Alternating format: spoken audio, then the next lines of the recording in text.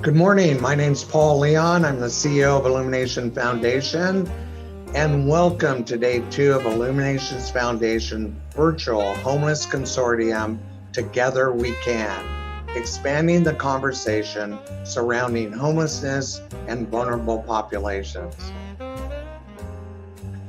I want to thank our speakers from yesterday, Nan Roman, Gary Painter, Bobby. Good morning. My name's Paul Leon. I'm the CEO of Illumination Foundation. We're there. And welcome to day 2 of Illumination Foundation Virtual Homeless Consortium from day Together We Can, on expanding the conversation website surrounding homelessness. Yesterday we asked our speakers to share with us their hopes. I want to thank our speakers from yesterday, Nan Roman, Gary Painter. Good morning. My name is Paul Leon. I'm the CEO of Illumination Foundation. And welcome to day 2 of Illumination Foundation Virtual Homeless Consortium, Together We Can, on expanding the conversation. Thank you again surrounding homelessness. Yesterday we asked our speakers to share free of charge their hopes. I want to thank our speakers from yesterday, Nan Roman and Gary Painter.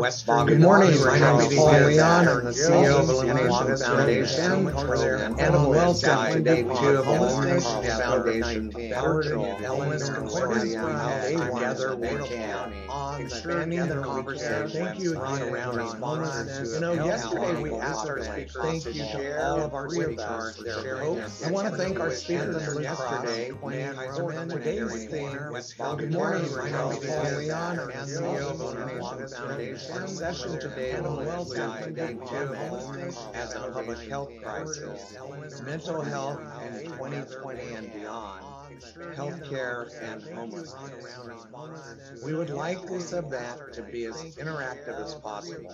We encourage you to submit questions by emailing news@ifhomeless.org. Once again, that's news@ifhomeless.org. We will be sure to address as many of your questions as possible in a live Q&A portion immediately following each session. So the first topic we will be covering today is the pandemic as a public health crisis, featuring speakers Pooja Bala, COO of Illumination Foundation, Megan McClare, Acting Chief Deputy Director of Los Angeles County Department of Public Health, and Dr. David Bronstein, infectious disease expert at Kaiser Permanente. So without further ado, let's hear from these speakers. Be sure to stick around for the live question and answer with each of these events. Illumination Foundation, Megan McClare, Acting Chief Deputy Director of Los Angeles County Department of Public Health, and Dr. David Bronstein, infectious disease.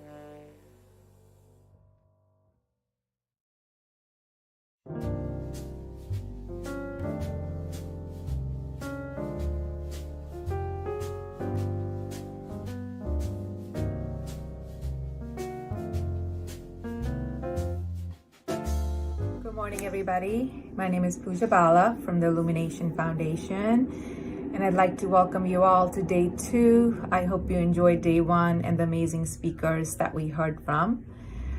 I'd like to start by first thanking all of the staff on the front lines who have been working throughout this endless pandemic, which we are all feeling right now. We could not do this without you. So from the bottom of my heart, a big thank you to all of you. And a special shout out to the Illumination Foundation staff who have stepped up and gone above and beyond as we continue to run the COVID program here. I'll take the next few minutes to tell you a little bit about our response to the pandemic. Back in March of this year, we were approached by the healthcare agency in Orange County to run the COVID program as part of the Project Roomkeep program in California.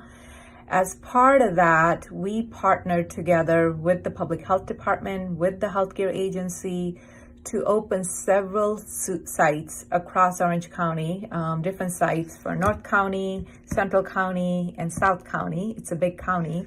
And our goal was to create isolation facilities for individuals that were experiencing symptoms but not yet had been tested, create separate facilities for individuals that were positive for COVID-19, and also create separate facilities for individuals that were vulnerable, 65 and older, but also had underlying medical conditions.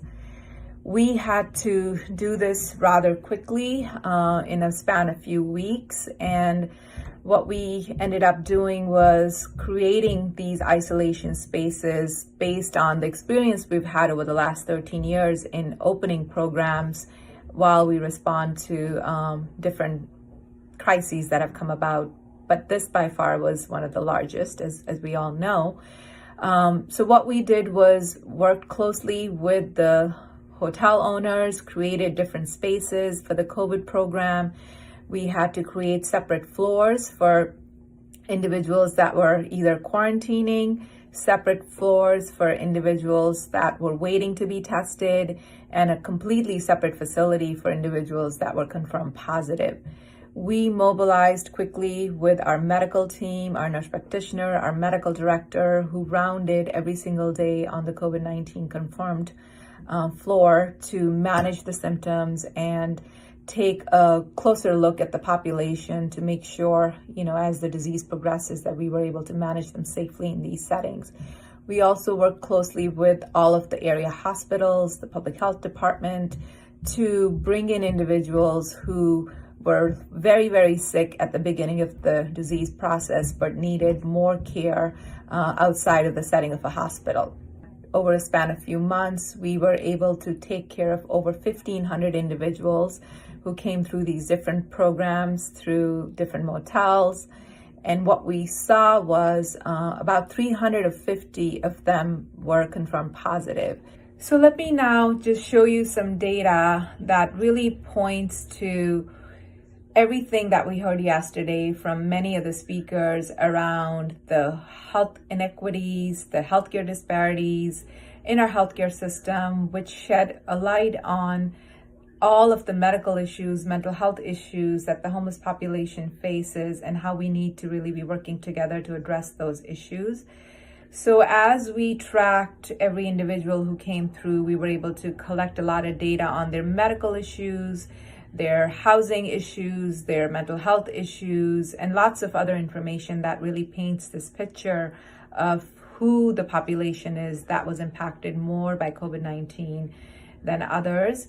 What we saw sadly was that 61% of the population who contracted COVID-19 was under the age of 55. And 51% of them was of the Hispanic Latino descent. That definitely points to the healthcare disparities this population faces and the health inequities we need to be addressing as we continue to address homelessness. The other piece that really surprised us was the vulnerable population sites were meant for individuals 65 and older, and also some individuals who had underlying medical conditions. But what we saw was 54% of the population that came through this COVID program ended up being in the vulnerable category. That number was definitely higher than what we had expected. We thought maybe we'd see about 20-25%, but out of the 1,500 plus individuals, who came in, sadly 54% did have lots of medical conditions, mental health issues, and were considered vulnerable. So here we are, almost 7 months later. We're still in the midst of the pandemic. As of yesterday, we had about 50 individuals in the COVID program, some in the COVID positive confirmed site, some in the quarantine site, and some in the presumptive site that were waiting to be tested and sort of moved along the process. So we continue to work together with the public health department and the healthcare agency to build more capacity. We did face some outbreaks in some of the shelters, so we continue to test on a weekly basis and manage the population so cases don't pop up everywhere. So thank you for letting me tell you about our work that we've been able to do and continue to do over the next few weeks. I'll end by saying a quote by Winston Churchill that says, "Let's not let a good crisis go to waste." And COVID-19 and the year 2020 has reminded us time and again that this crisis has shed such a light to our broken healthcare system, our housing system, and we need to work together to build a better system for all of us and definitely look towards addressing social justice and healthcare disparities. So with that, let me say thank you for all of your time, and I hope you all have a good rest of the day.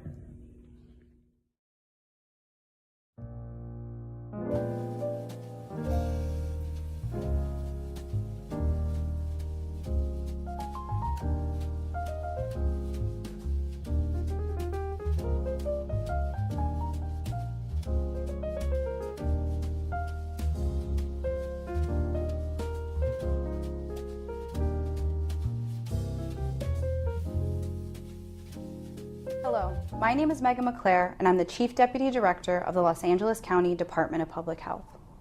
I want to thank the Illumination Foundation for inviting our department to engage in this very timely discussion and for their ongoing commitment to serve some of our most vulnerable residents, people experiencing homelessness, with compassion, care, and dignity. Additionally, I want to extend our immense appreciation to the participants here today, many of whom are serving on the front lines as healthcare providers and outreach workers who are working tirelessly to respond to the COVID-19 pandemic. Today, I was asked to speak about some of the unique challenges impacting Los Angeles County. Los Angeles County is one of the largest, most diversely populated counties in the country. Communicating health and safety messaging during a global pandemic to more than 10 million residents in 88 cities and unincorporated areas has been a massive undertaking. Not only are we facing an unknown virus where we're learning something new every single day, there have been real challenges with a large amount of information that is reaching our communities. Residents are unsure what is accurate and where they can go to get the best information, and rightly so. Additionally, we have seen Latinx and Black residents, as well as residents living in communities with fewer resources, be disproportionately impacted by the pandemic. So LA County made it a top priority to develop a mitigation and communication strategy to the communities that have been historically underserved and underinvested in.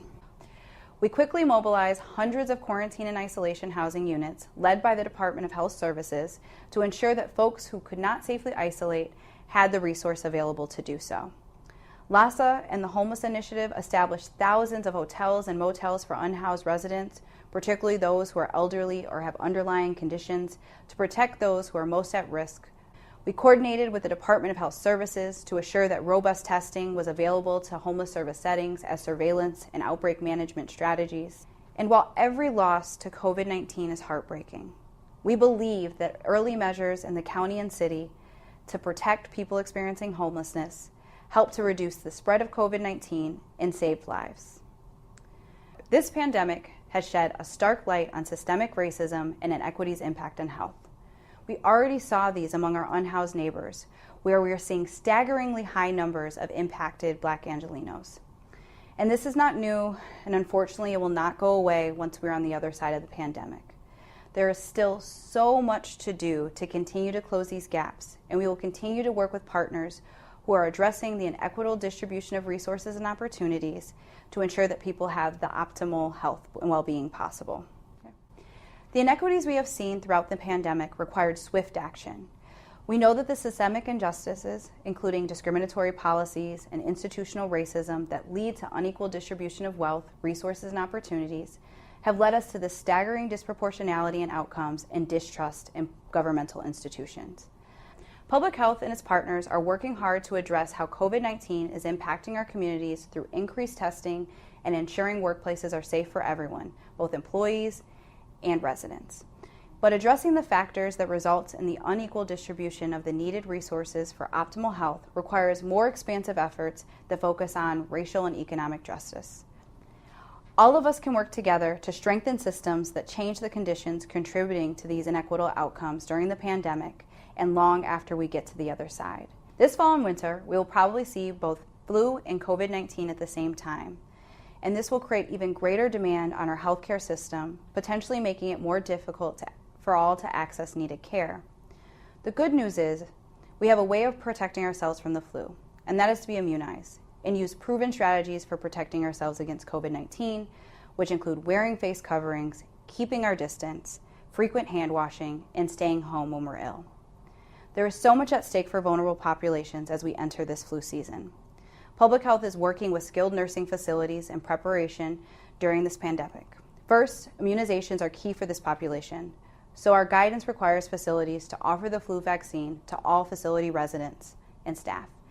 In addition, those staff are mandated to receive the flu vaccine by the local health officer order. And for our residents who are experiencing homelessness, we are working closely with our partners at the Department of Health Services, Housing for Health, to offer immunizations at encampments, shelters, and other locations to both residents and staff. As we've seen from countries in the Southern Hemisphere who are already had their flu season, these actions have been effective in slowing the spread of both viruses, and many have seen fairly mild flu seasons. We very much hope the same or better here in LA County and across the states, and we will continue working with our partners to prevent infection and to reduce transmission. We appreciate everyone who is working tirelessly to fight against hatred and racism and are leading efforts to build a more just county, country, and world.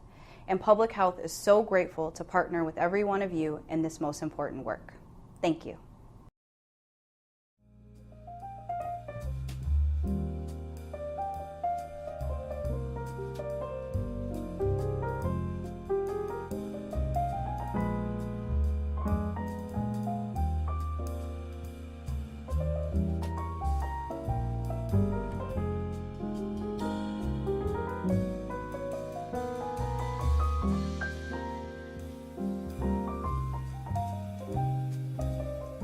Thank you so much for the invitation to be here today. It's a real honor. My goal is to tell you everything you need to know about COVID-19 vaccines in 7 minutes or less. Keep in mind I'm recording this on Friday, November 19th, before Thanksgiving. A lot may have changed in the 2 weeks leading up to this event, but hopefully some of what I'll be saying will still be relevant. First, it's important that we all understand why we so desperately need a vaccine against the virus that causes COVID in the first place. In order for the virus to be as dangerous as it is, a number of things had to fall into place. The virus spreads easily and efficiently from person to person, and you can spread it a few days before you even know you're sick with it. While most infections are relatively mild, some people, of course, do get very sick from it and can die from it. The virus can be challenging to diagnose, especially in the US, where we've had so many issues getting sufficient numbers of tests for both sick and for asymptomatic people over time. And despite the fact that COVID has been around for many months now, the prevalence of the disease is still relatively low, probably in the 10 to 20% range, nowhere near the 70% required for herd immunity. So as a population, we remain unprotected. And there really is no great, easily accessible treatment that's available. So for a virus that's very contagious, can be deadly, is hard to test for, and not easily treated, the only thing that's going to save us all is an effective and safe vaccine. Now, for a typical disease in a non-pandemic situation, The time it takes to develop a vaccine, test it, and then put it on the market can be well over a decade. A vaccine must first undergo preclinical testing in animal models, but unfortunately, mice lie and monkeys exaggerate, so 3 phases of human studies are necessary. Phase 1 involves only 20 to 80 volunteers and looks at the safety and immune response. Phase 2 involves several hundred individuals, some of whom belong to the groups at risk of acquiring the disease. Phase 3 is usually a randomized, double-blind, placebo-controlled trial with thousands to tens of thousands of people. This is where you can really measure efficacy and look for rare side effects. If all goes well, you get FDA approval and you can ramp up manufacturing. Now, for our COVID-19 vaccine candidates, time has been of the essence. Not only have the phases been significantly shortened, but in many cases they occurred simultaneously. So for example, some vaccines were tested in phase 1 and phase 2 at the same time, or phase 2 and phase 3. In addition, through Operation Warp Speed, some vaccine companies were paid to manufacture large quantities of the vaccine at risk before studies showed if they even worked or not. Now, historically, almost every antiviral vaccine ever sold works in a similar way, by introducing a dead or weakened virus or a piece of one into a healthy person. This stimulates our immune response to generate our own antibodies, protecting us when we're exposed to the real virus. These traditional vaccines have worked incredibly well over the years for diseases like smallpox or polio, but they're difficult to mass manufacture and they're slow to develop. Right now, a number of new and improved vaccine platforms are being explored. We have genetic vaccines, which contain messenger RNA instructions for our body to start making the spike protein that's found on the outside of the coronavirus. Other companies have been working on viral vector vaccines, which most commonly use adenovirus vectors to shuttle the virus's genes into our bodies. The vaccines that we've been most excited about recently in the US are both genetic vaccines, or mRNA vaccines. Pfizer was the first to announce the interim results from its phase 3 trial on November 9th, stating that it had over 90% efficacy. This was good news, but many of us were still a bit suspicious, especially since they gave only limited details at that time. Then, of course, a week later on November 16th, Moderna announced similar results, showing an efficacy of almost 95% in their interim analysis. Now we're all believers. Here you can see a side-by-side comparison of the two vaccines showing the efficacy and safety of each, and a number of other details as well. Both vaccines require 2 doses, 3 weeks apart for Pfizer, 4 weeks for Moderna. Pfizer is hoping to have 50 million doses available by the end of the year, and Moderna is planning on 20 million, assuming they both get the emergency use authorization that they've been applying for, if they haven't gotten it already, of course. The process of actually distributing the vaccines is the next major challenge, and there are a lot of questions that do need to be answered.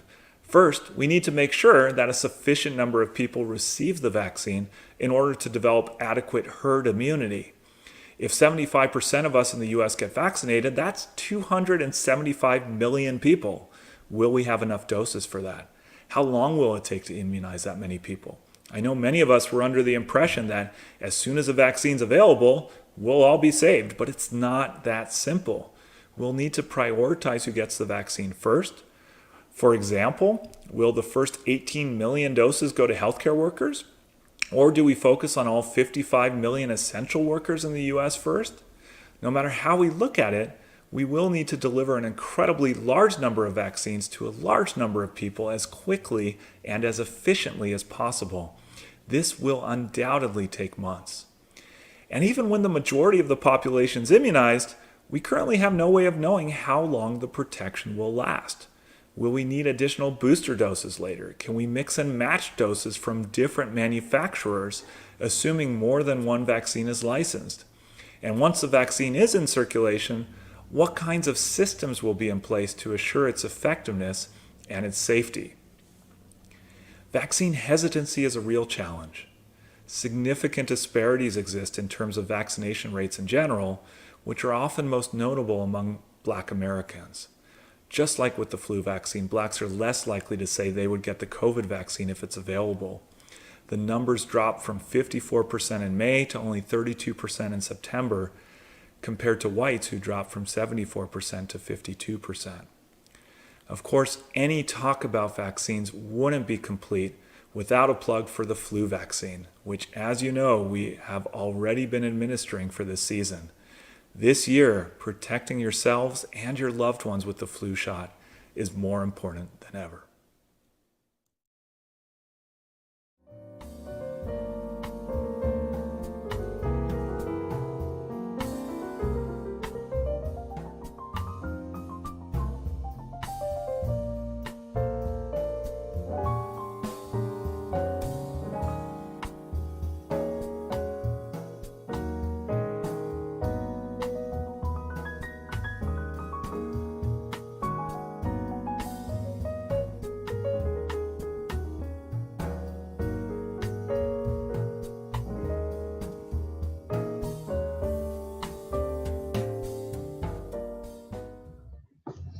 Hi, welcome back. We are now joined live with Dr. David Bronstein, infectious disease specialist at Kaiser Permanente, Megan McClare, the acting chief deputy director at Los Angeles County Department of Public Health, and Pooja Bala, COO with Illumination Foundation.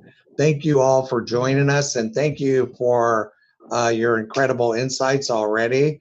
I want to start out with Dr. Bronstein, because we have a lot of questions for you, obviously, with the vaccine and the incredible news that we're hearing about daily.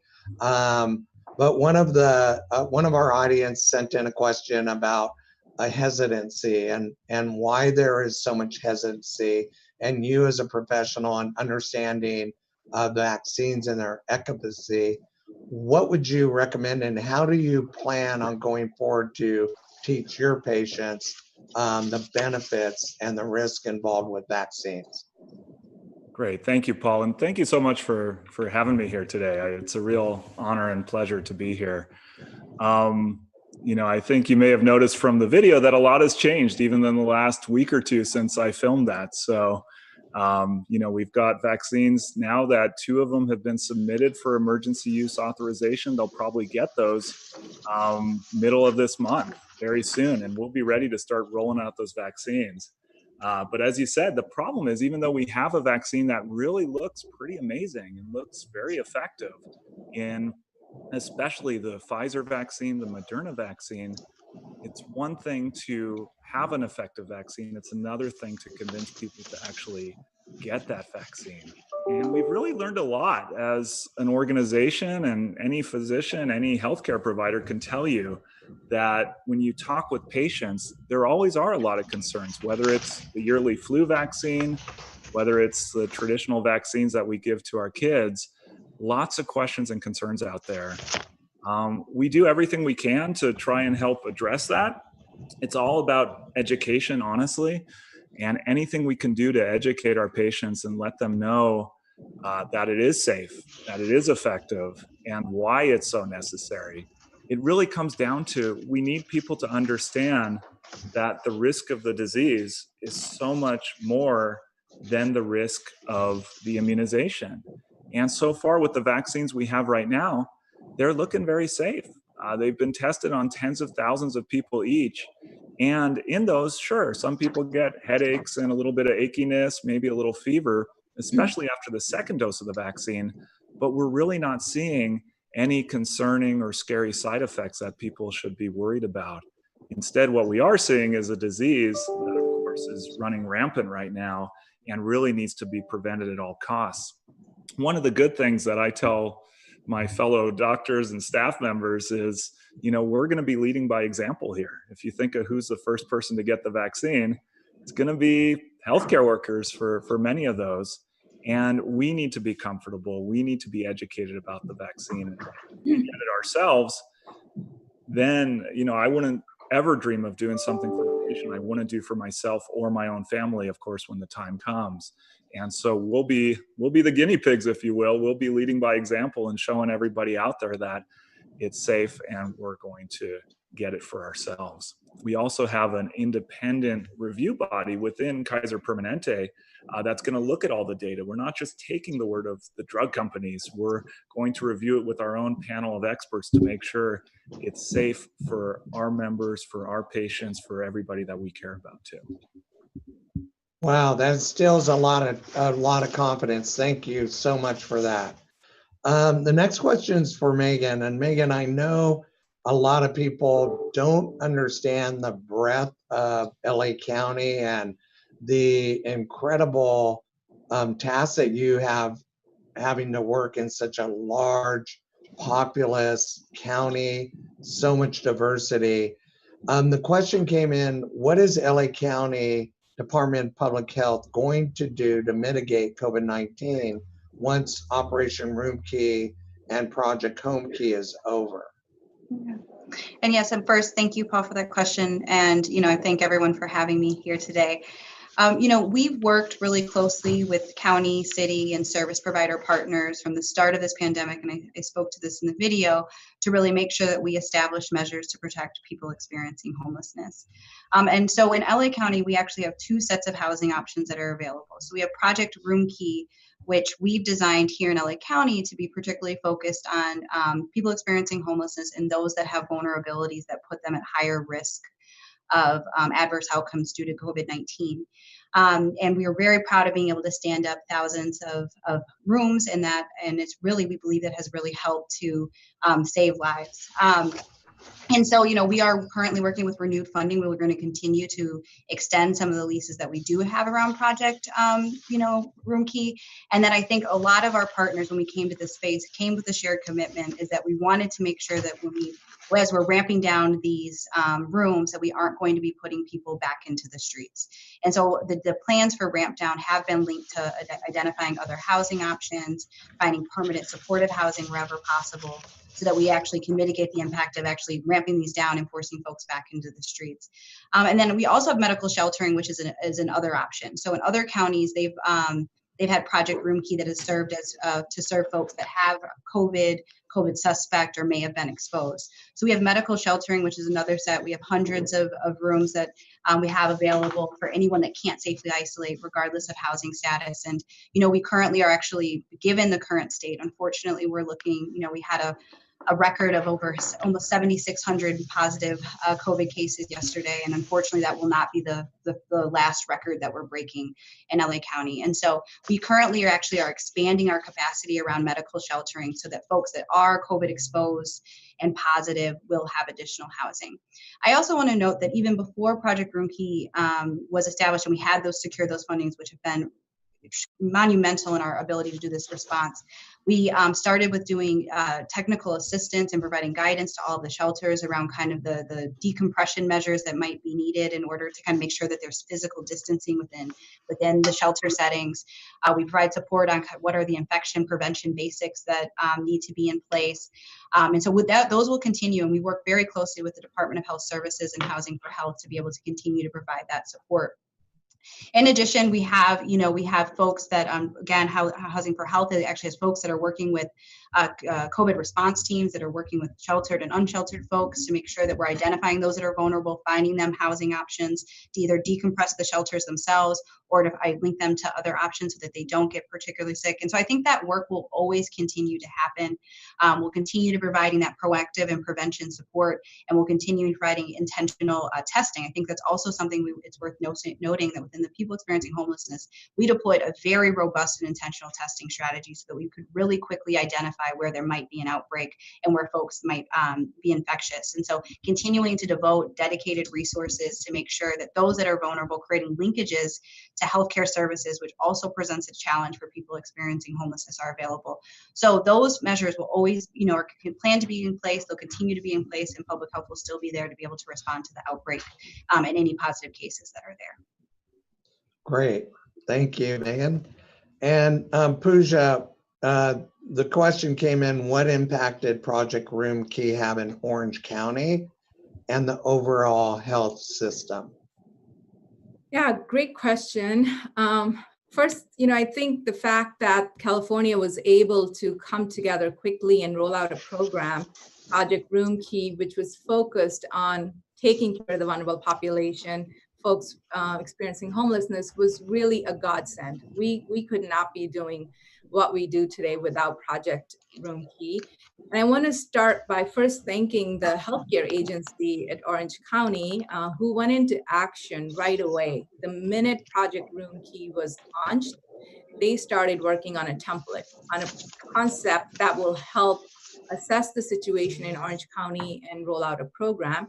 They spoke to us that Friday when it all kind of became official that there is funding coming down from Project Room Key. They approached the Illumination Foundation and asked us to become the provider of care for homeless individuals that are vulnerable and need isolation. And over the weekend, and Paul, you'll remember this, we did this together with our team and the healthcare agency team, who worked on a project to really make sure we meet the needs for every Orange County homeless person that needs the care. And by Monday, that program was presented to the Board of Supervisors. And again, really a big thank you to them, who really took the time to understand why this was so important and why timing is of the essence. And by Tuesday, the program was announced. And that same afternoon, we went out with the healthcare agency and our team to start looking at sites.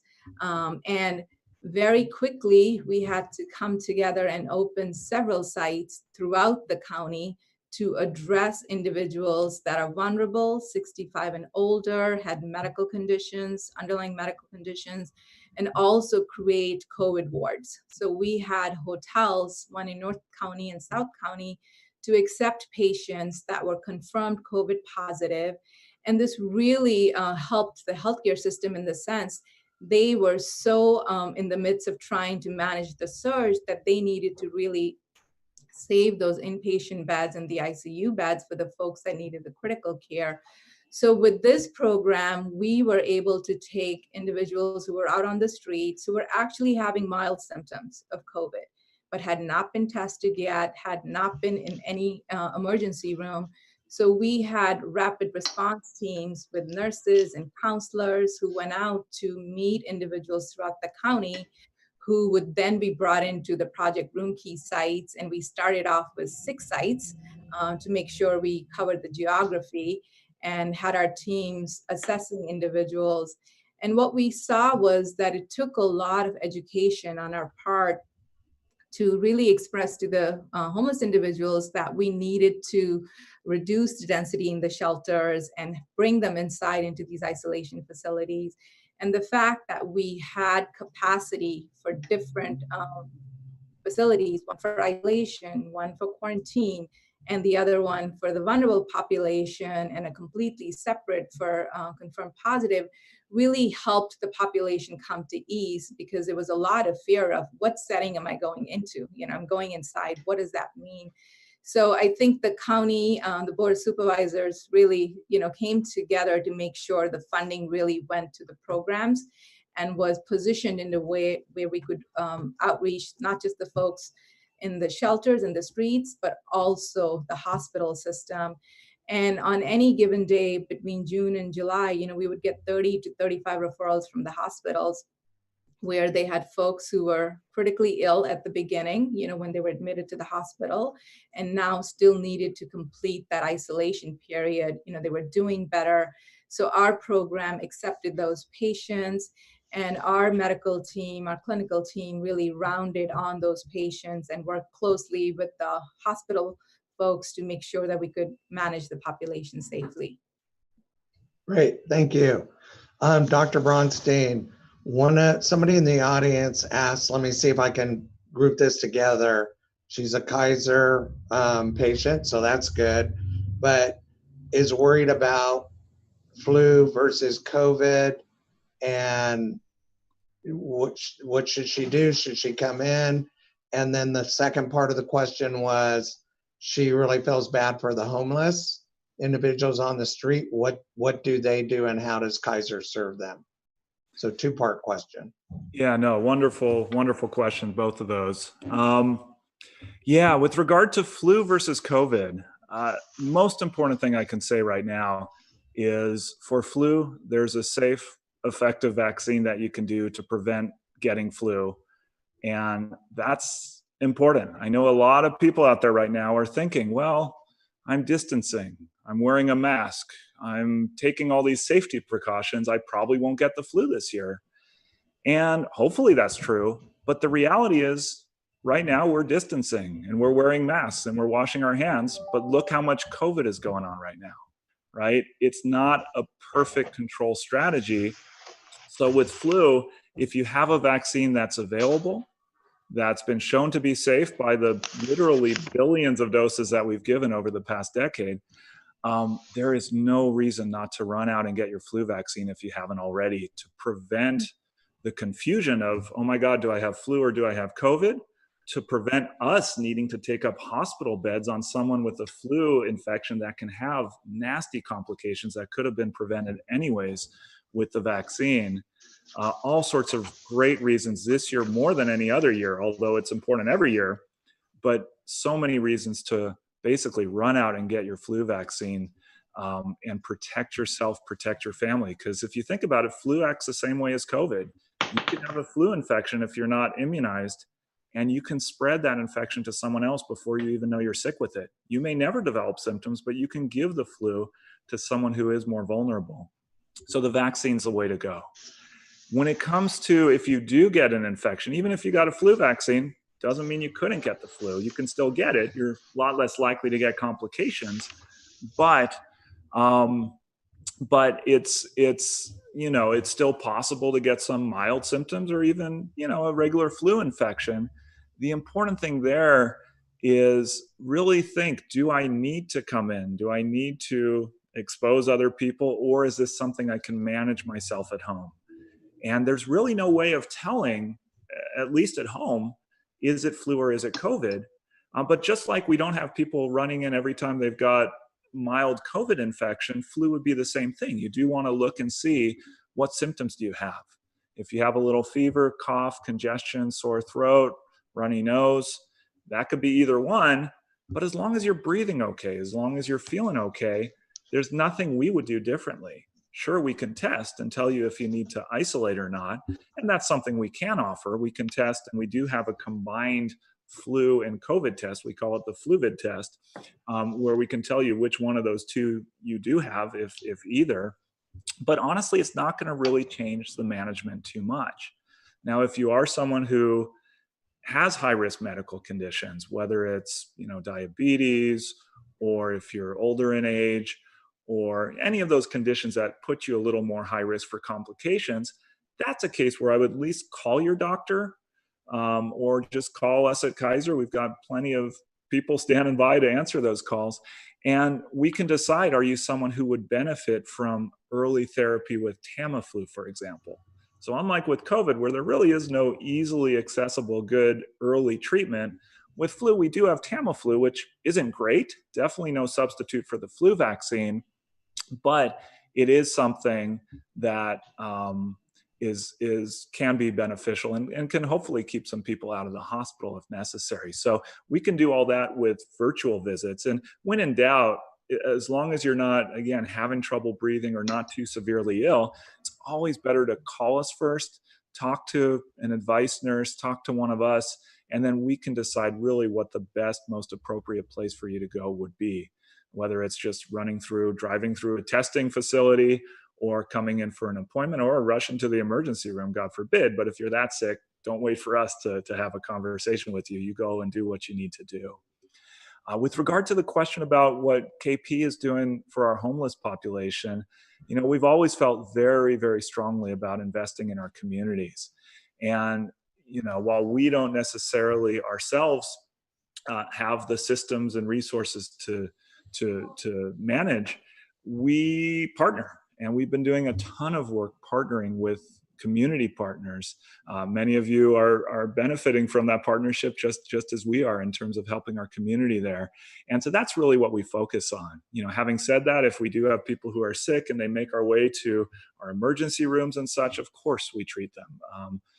But I think for the most part, it's not so much us forming our own system. It's us partnering with those of you out there who are the experts at taking care of this community. One thing with regard to flu this year is we've really been really active and proactive about immunizing people who aren't even necessarily KP members. We're using our vaccine resources and supplies and infrastructure to make sure that everybody in the communities we serve are getting the vaccine. So we've had a lot more of that available this year than we've ever done before. And I really hope that's a trend that we continue, because the best way to keep everybody safe is not just immunizing Kaiser members, it's immunizing everybody in the community, high risk or otherwise. We can all get the flu, we can all spread the flu, and it's important that we're all protected against that. Great advice. Thank you. Next question is for Megan. And again, there's multiple questions and a lot of questions I'm sure you probably got from family and friends. We all work on the front lines. We're providers. We know how difficult it is to take care of people with COVID and try to function in any business, restaurant. But one of the questions that keeps coming up, and I'm sure you get it quite often, do we really have to close restaurants, and how long? And when do you see them possibly opening, and can they open them when COVID's immunization is available? So it's a multi-question. It's a few questions that came in on that. So I think that's the second thing to vaccines, first and foremost on people's minds. So can you add any clarity to that? And I understand you guys are just the public health part of it, and you're just trying to take care of the people that are sick. So I'll let you respond to that. Right. I mean, I have to acknowledge that, we are in a very challenging space, particularly in this pandemic. As I noted, we broke a historical record in COVID, yesterday, and we are embarking with expectations that we could go up to 10,000 cases per day in a very short term, right? We still are trying to see what is the impact of the holidays, and I wanted to start with, it's hard, folks are fatigued. We've been talking about COVID, and it's been impacting all of our lives. Our department has been responding to COVID since January, and trying to prepare, for when it came stateside. And in March, I think everyone, we went into safer at home. I mean, as far as it goes to, restaurants, we know now, and we learned more about the virus every single day. I think that's also the challenge, is that we do know that COVID spreads via droplets, and it expels when we're talking, when we're breathing, when we're sneezing, when we're coughing. And we know that there is an elevated risk of COVID exposure when people are not wearing masks. So the very hard decision to decide to close in-person dining was the recognition that that is an environment where folks are unmasked for longer periods in time. And those are people that are unmasked with individuals not in their households. And our recommendations are that we should, limit our exposure to people outside of our households, and that we should be masked. And so, the CDC released a 11-site study, which is one of the most, intensive studies that we could do at this time around COVID exposure in restaurants. And they found that you would be twice as much likely to have to be COVID positive as a result of sitting in a restaurant setting. And that's the data that we have to work with. And so the temporary order for us to put a halt on in-person dining is absolutely a decision that is targeted to eliminate non-household exposures to COVID and gathering in places where there's no source of control or mask wearing. We currently have this in place for it to be for a few weeks. I will say that this is a critical time where I understand folks are fatigued and are tired. This also is a critical time for us not to overwhelm the the hospital system. In addition to us breaking records around COVID, we also are exceeding in our numbers. We have over 2,300 hospitalizations that were reported yesterday, and we're expecting the line and the trajectory of hospitalization is increasing. And so, I think it's really just as simple as understanding that this is a higher risk environment. And, our county and our board of supervisors, in knowing that this would have an impact on On business owners, we did, there is a Keep LA dining program, $10 million that's being dedicated for restaurant owners to support that. I also want to note that, when we started this pandemic response, we didn't know about asymptomatic exposure. We didn't know about the effectiveness of mask wearing. And when we learned that masks were important and face coverings were important, we were the first county in the state to have worker protections in place through our protocols that require that workers and those around them protect each other. And so restaurants are the tough environment with which folks aren't able to do that. And so we're just really, we are just asking for patience and commitment during this very, very critical time for us and each other, for everyone, so that we can protect each other at this moment. Great, thank you. And then Pooja, just really quickly, we only have a couple minutes left. How are you addressing the surge? Yeah, so the good news is we've been planning to expect a surge. So back in November, we started planning to add more capacity to the beds that we already have. And just in the last week, the day before Thanksgiving, we opened another facility to handle the quarantine individuals. So we have been keeping up with our data. We work closely with the healthcare agency and the public health department to look at what's happening with the numbers. And based on that, we have been adding more capacity. And as of right now, we have 4 facilities that are ready and have available beds to handle the presumptive folks, the COVID positive, and then the quarantine. And the planning continues, on a daily basis, and we continue to add capacity as needed. Great, thank you.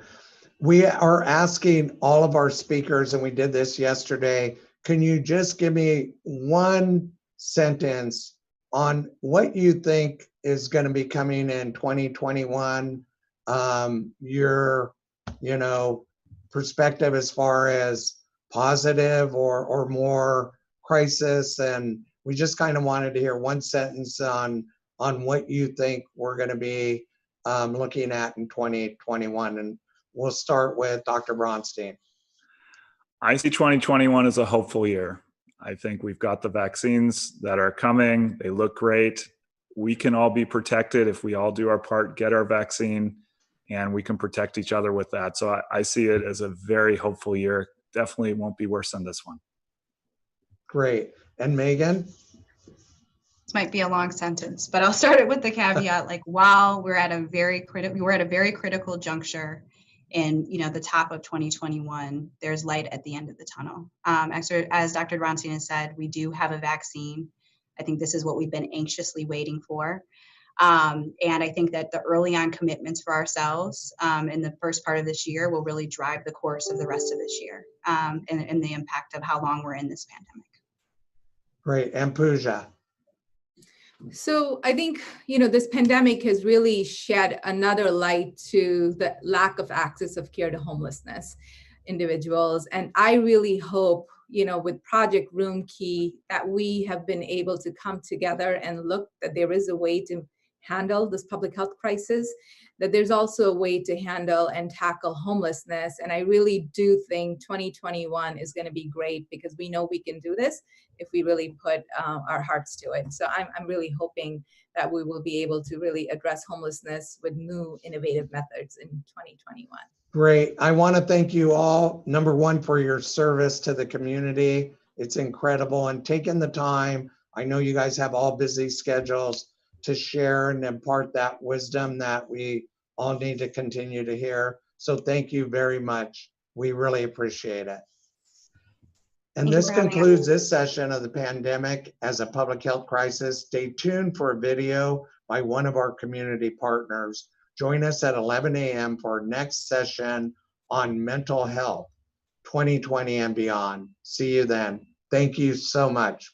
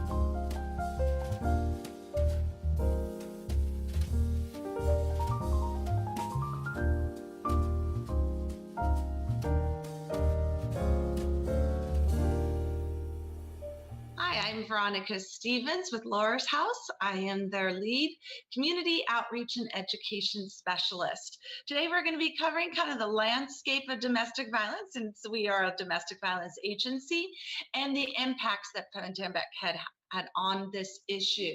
First thing I want to point out is that even though we immediately correlate domestic violence with physical abuse, there are about 7 different ways that partners can cause harm to each other. Outside of physical abuse, of course, we've got the sexual abuse, mental, cyber, spiritual, financial, and that emotional and verbal abuse. So just so you can see how far-reaching this is, some statistics for you. 1 in 3 females will be impacted by intimate partner violence in their lifetime. Anywhere from 1 to 4 to 1 to 8 men. It really depends on the research study. And 1 to 3 in the LGBTQ plus community. When it comes to teen dating violence, the national average is 1 in 3 teenagers will experience harm in a dating relationship prior to the age of 18.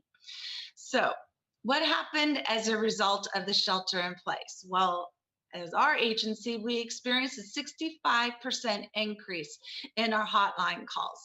As you can well imagine, now we have families that have to hunker down. They're no longer going to work. They're no longer going to school. There's just increased opportunities for violence. And so we were getting a lot more hotline calls than we had prior to that, because there's no breaks, there's no going to work and having that 8 to 12 hour separation.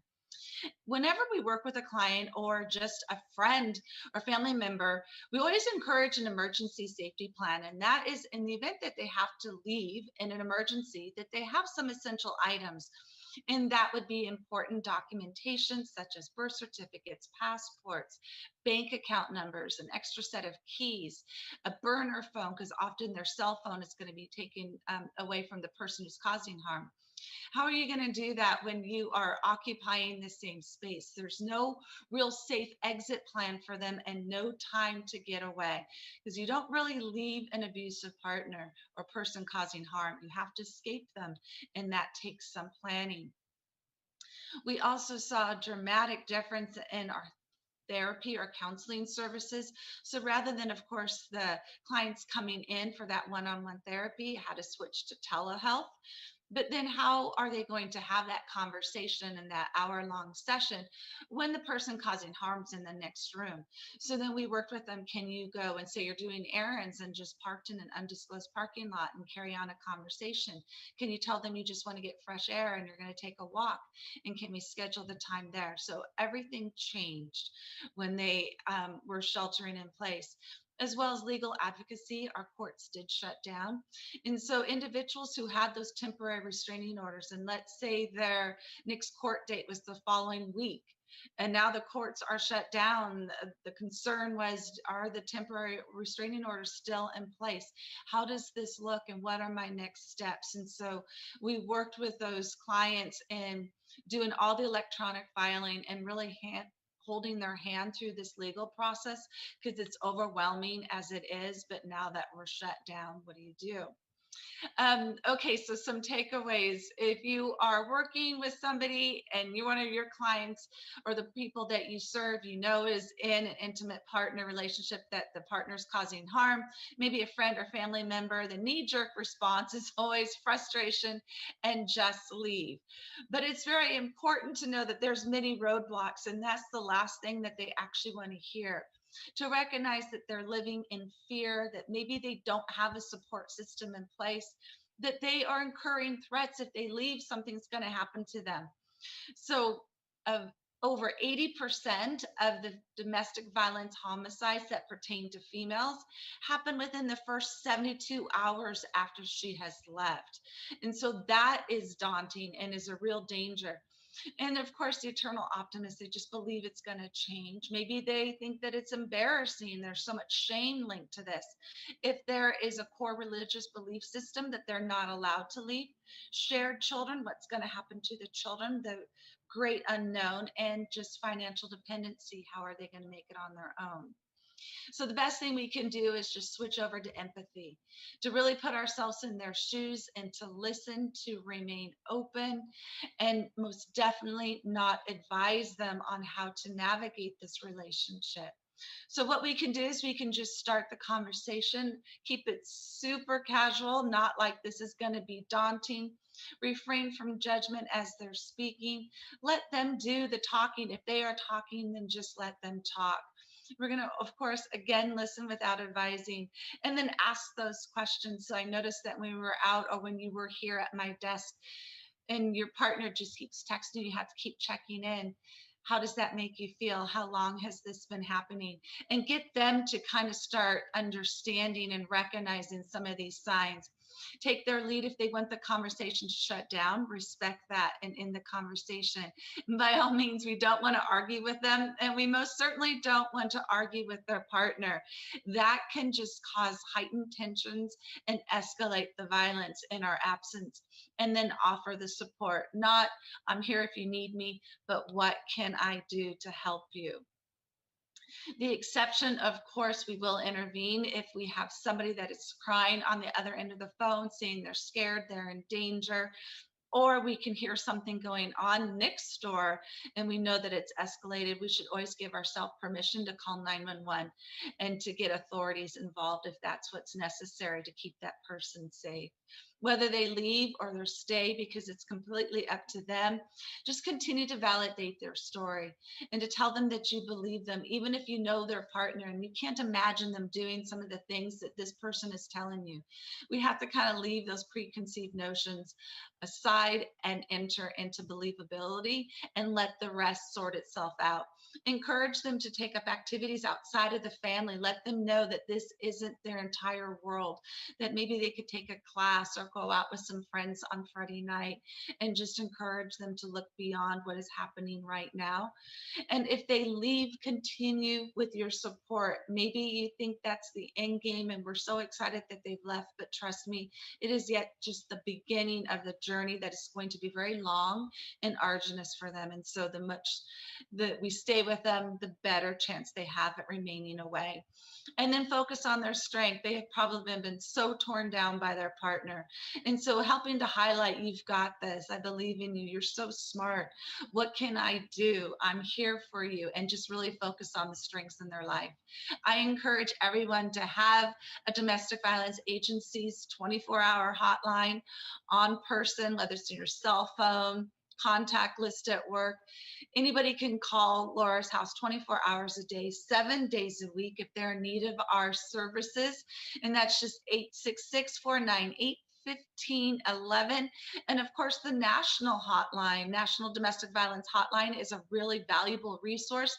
That is 800-799-7233. Again, 800-799-7233.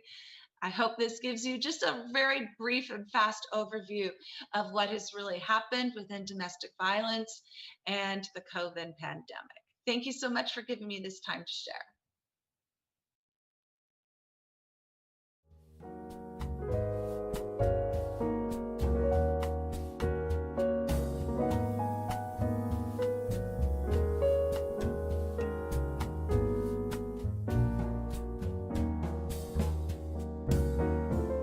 Hello everyone, my name is Dr. Clayton Chow. I'm the Agency Director for the Orange County Healthcare Agency, as well as the County Health Officer.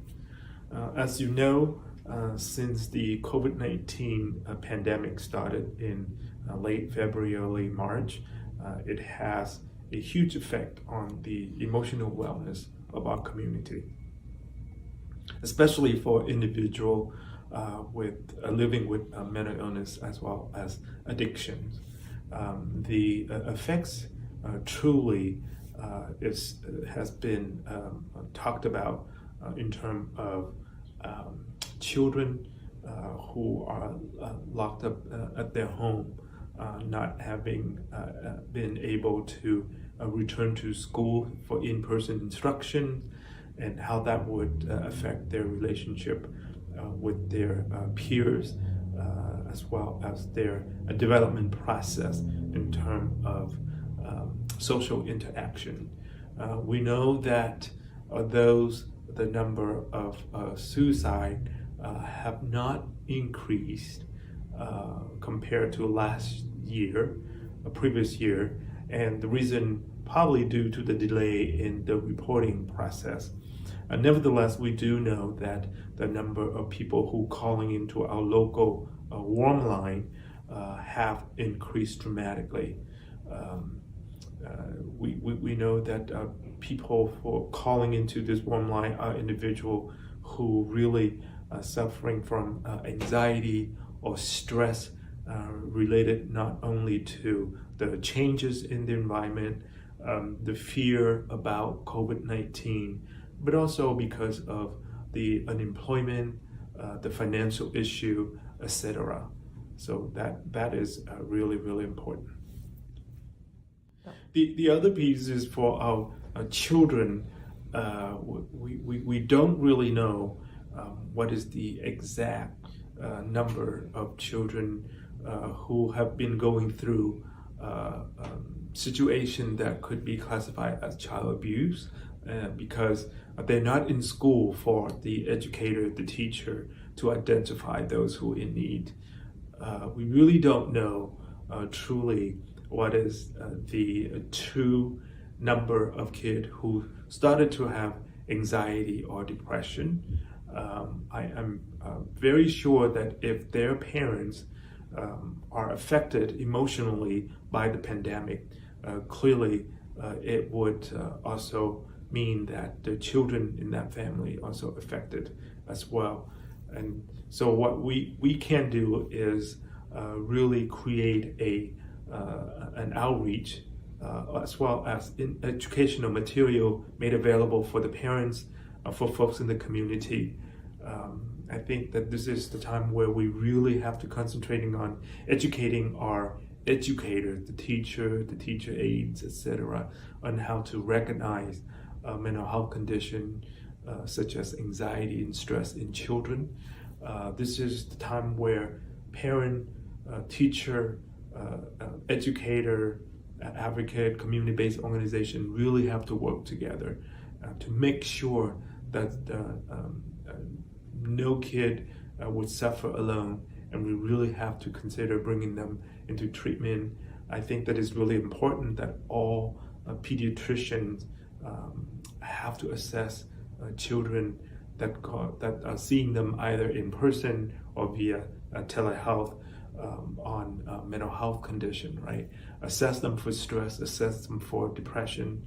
And for a little bit older kids, particularly kids that are in junior high and up, assessing them for a substance abuse issue as well. But those are important. Substance abuse issues that are happening in home, or they themselves, whether or not they have resolved to drinking or doing drugs. Those are really, really important key. I think more than ever, employers and businesses and teacher have to encourage the people that they have responsibility for, employee, to really utilize EAP, employee assistance programs, encourage them to seek out mental health care, whether it be in person or via telehealth. Really, I would encourage all businesses to make sure that their staff, their friend, their employees, volunteer included, colleague, have access to the National Suicide Lifeline number so that they can easily use it themselves or refer someone to use it. I would encourage folks to, even though we are physically distancing, but keep in touch with friends and family through Skype, FaceTime, any means via technology. It's so easy for us to get in touch with each other. We have to be physically distant, but it doesn't mean that we have to be socially distancing from each other. So that's very, very important. Again, I'm going to get back to really taking care and be aware of the emotional effect it has on our children. We really have an open mind. Parents should have an open mind in constantly assessing the mental health condition of their children, and then the elderly as well. And we do know that many of our elderly, especially those who have chronic health condition, age itself created a high risk for our citizens, but also those with chronic health condition also created high risk for them. Many of our senior citizens have been isolated since late February, and we really need to reach out. I would recommend that we create neighborhood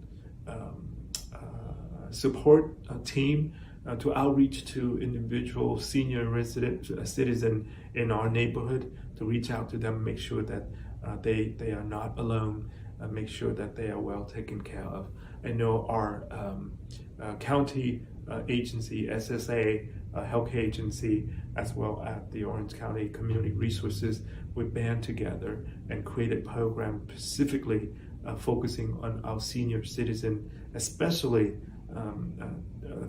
helping them go through this winter holiday that's coming up within next week or so. So overall, I would encourage us to come together to pay attention to the emotional wellness of our citizen. It is very, very important that we have to start that conversation now. So thank you.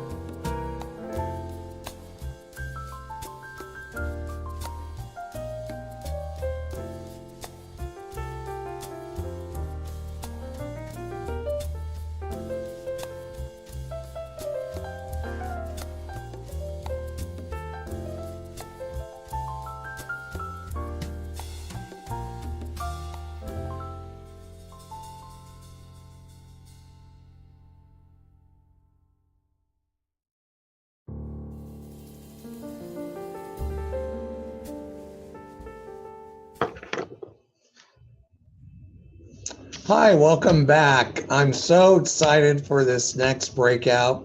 We are joined live with Veronica Stevens, lead community education specialist at Laura's House, and Dr. Clayton Chow, director of Orange County Health Care Agency. Welcome. I have to start out by just saying that mental health in our community, obviously, there's such a need, and pretty much every time we go to speak to the public or are out in our communities, most of the questions arise about mental health, substance abuse, and domestic violence. So again, thank you guys for being here. Loved your videos, and they're packed with information. One of the questions that first came up, and again, this is for Veronica, is one of our audience members is asking, how would you recognize that a friend or coworker is in need of emergency safety and an exit plan? And how would you go about confronting them and asking them if they needed help? Yeah, that's an excellent question, and there's so many layers to it. So initially, kind of some of the warning indicators, obviously, if there's unexplained injury, so if you see any kind of bruising, especially around the neck, but it could be black eyes, broken bones, and we're talking about a pattern here, not an isolated event, but a pattern where there's always, they are a klutz. No, I got hit with a tennis ball while playing tennis. And they always have these explanations. That should be a red flag. If you go beyond that physical abuse, because we do recognize emotional, psychological, spiritual, financial, cyber, it's all extreme forms of abuse as well within intimate partners. So if you're with them and their phone is always blowing up, if they're having to answer immediately and you can tell there's fear there and they're very anxious and they need to go, they want to know where I'm at, I'm taking too long, that would also be a red flag. So there's many different things that you can look for. What I think is unique with domestic violence are the first responders are just ordinary people. It isn't the law enforcement officers. It's not the fire department. It really is the individuals who are in relationship with the person who potentially could be in this dangerous relationship. So you're going to watch over a course of time things that are going on. Then to start the conversation, that is a hard one. I will admit it. What you can do is just start asking questions, and you never want to make accusations or indictments against their partner. So it'd be more like, I noticed that you always feel that you have to answer the text messages. What's going on? How does that make you feel when you need to be accounted for? Things like that are really good starting questions. You're always going to follow their lead with that. If they want the conversation to end, as hard as it is, you need to let that conversation end, because this is going to have to be their choice and it is their journey. So if in fact they're like, yeah, it's getting really bad at home, I don't know where to go, we're the shelter in place, I can never escape this person, then the best thing to do is never advise, only refer. So at that point, I recommend for everybody to have either the national hotline number or a local agency in your database, whether it's in the phone contacts or something at work where you can give them a phone number. And that way they can actually call a trained advocate who can ask those questions and offer them, at least at Laura's House, we will offer them an emergency shelter on that very first phone call, if that is what they are requiring and what they desire. So I would say those are the first things that you can do. One, start the conversation, take their lead. Everything that you do when it comes to helping someone in need, in my opinion, is very counterintuitive. You want to tell them to get out. You want to tell them that they deserve better. If it happened to you, they would never get away with it. They'd see my backside. That's the last they'd ever see of me. But really that message that's being sent is that they're weak. And what they actually do is then go in to protect that relationship. They will now defend their partner, which is exactly what you don't want to have happen. So I would say whatever you think to do the opposite, is how you navigate something like that. But the first thing you want to do is to have that local domestic violence agency in your contact list, and then encourage them to have a bag and fill it with telephone numbers, because often the abusive partner is going to take their phone and that's all their contacts. So tell them to write down their closest of kin, a close family member that has some indication that might need help at 2 o'clock in the morning. Have passports, copy of the driver's license, because that could be taken away from them as well, and to pack for the children too, if there's children that are going to need to exit. And then the number one thing is to have a code word. And so introduce that concept to them. Have it be a word that they don't normally use. So I'll just use, for the sake of example, unicorn. And to tell their children, if ever I say, either text message you or say, honey, why don't you get your unicorn? That means we're getting the heck out, and we're getting out now. They can also then text their point of contact, hey, my child saw a really cute unicorn cartoon today. So they blend it into a conversation that it normally wouldn't be blended in. That way, if the partner gets a hold of their phone and sees that, instead of saying we're getting out now, all they see is my daughter watched a unicorn cartoon. And that puts everybody on red alert that they are exiting, and put that bag that they stashed full of things in an area where they have quick access to it, but where their partner wouldn't find it. So that's brief. We could talk hours on it, but that's kind of the first steps. Great advice. Dr. Chow, one of the questions that came in, can you tell us more about telehealth? We're uncomfortable doing therapy on a screen. And what are the benefits and the challenges? And has it worked for you if you're having to do counseling? Thank you, Paul. I just want to say that, Veronica, I learned so much in the last few minutes that you have been talking. So that's why I enjoyed this kind of conversation. And so I think the concept of telehealth, particularly for teletherapy, existed way before the pandemic. It had been a very effective way for folks to get the care, especially people who travel around where the job would demand for them to be really mobile, and there's not a set time that they can schedule to talk to a therapist in person. And so I know that I have many colleagues who have been connecting to their local home-based therapists all over the world using telehealth. The difficulty prior to the pandemic was that the reimbursement piece make it very difficult, because insurance company, even the federal and the state agency were not reimbursing for those care. And so most people who could afford it are people who pay out of pocket. Because of the pandemic, because of the lockdown, because of the stay at home, overnight, literally overnight, the government made it available. So that's an example of, if the government wants to do something, it can be done quickly, right? Otherwise, get dragged out for years and decades. And so overnight in March, February, March, we did see that people have to flip over to providing care via telehealth technology. And so far, it's been good. I don't see there's any challenges, with the exception, if you're a provider, you need to make sure that folks who are poor, folks who belong to the vulnerable community, are not left out in this. And by that, I mean, do they have a cell phone? Most people would say they do, but would that cell phone plan allow them the hours, the minutes that they could use for therapy, rather than something else that they perceive much more important than getting the care for themselves? If they use, if you want them to use iPad or computer, do they have that at home? And even if they have it, do they have a Wi-Fi, right? So those are some of the challenges for the poor and the vulnerable that we have faced.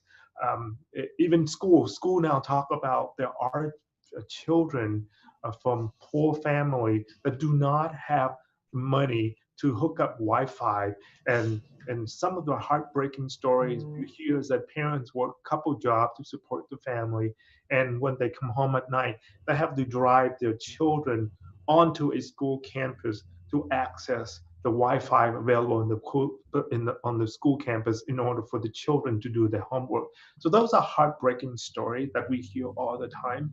And from a health system perspective, how do we make sure that if we have to use teletechnology for anything, for school, for services, that we make sure that the vulnerable, the poor community population are not left out. That is the equity piece that we have to address as is related to telehealth. Great.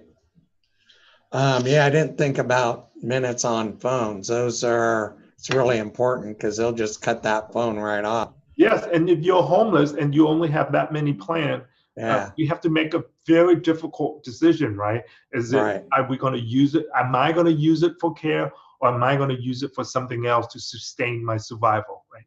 Right.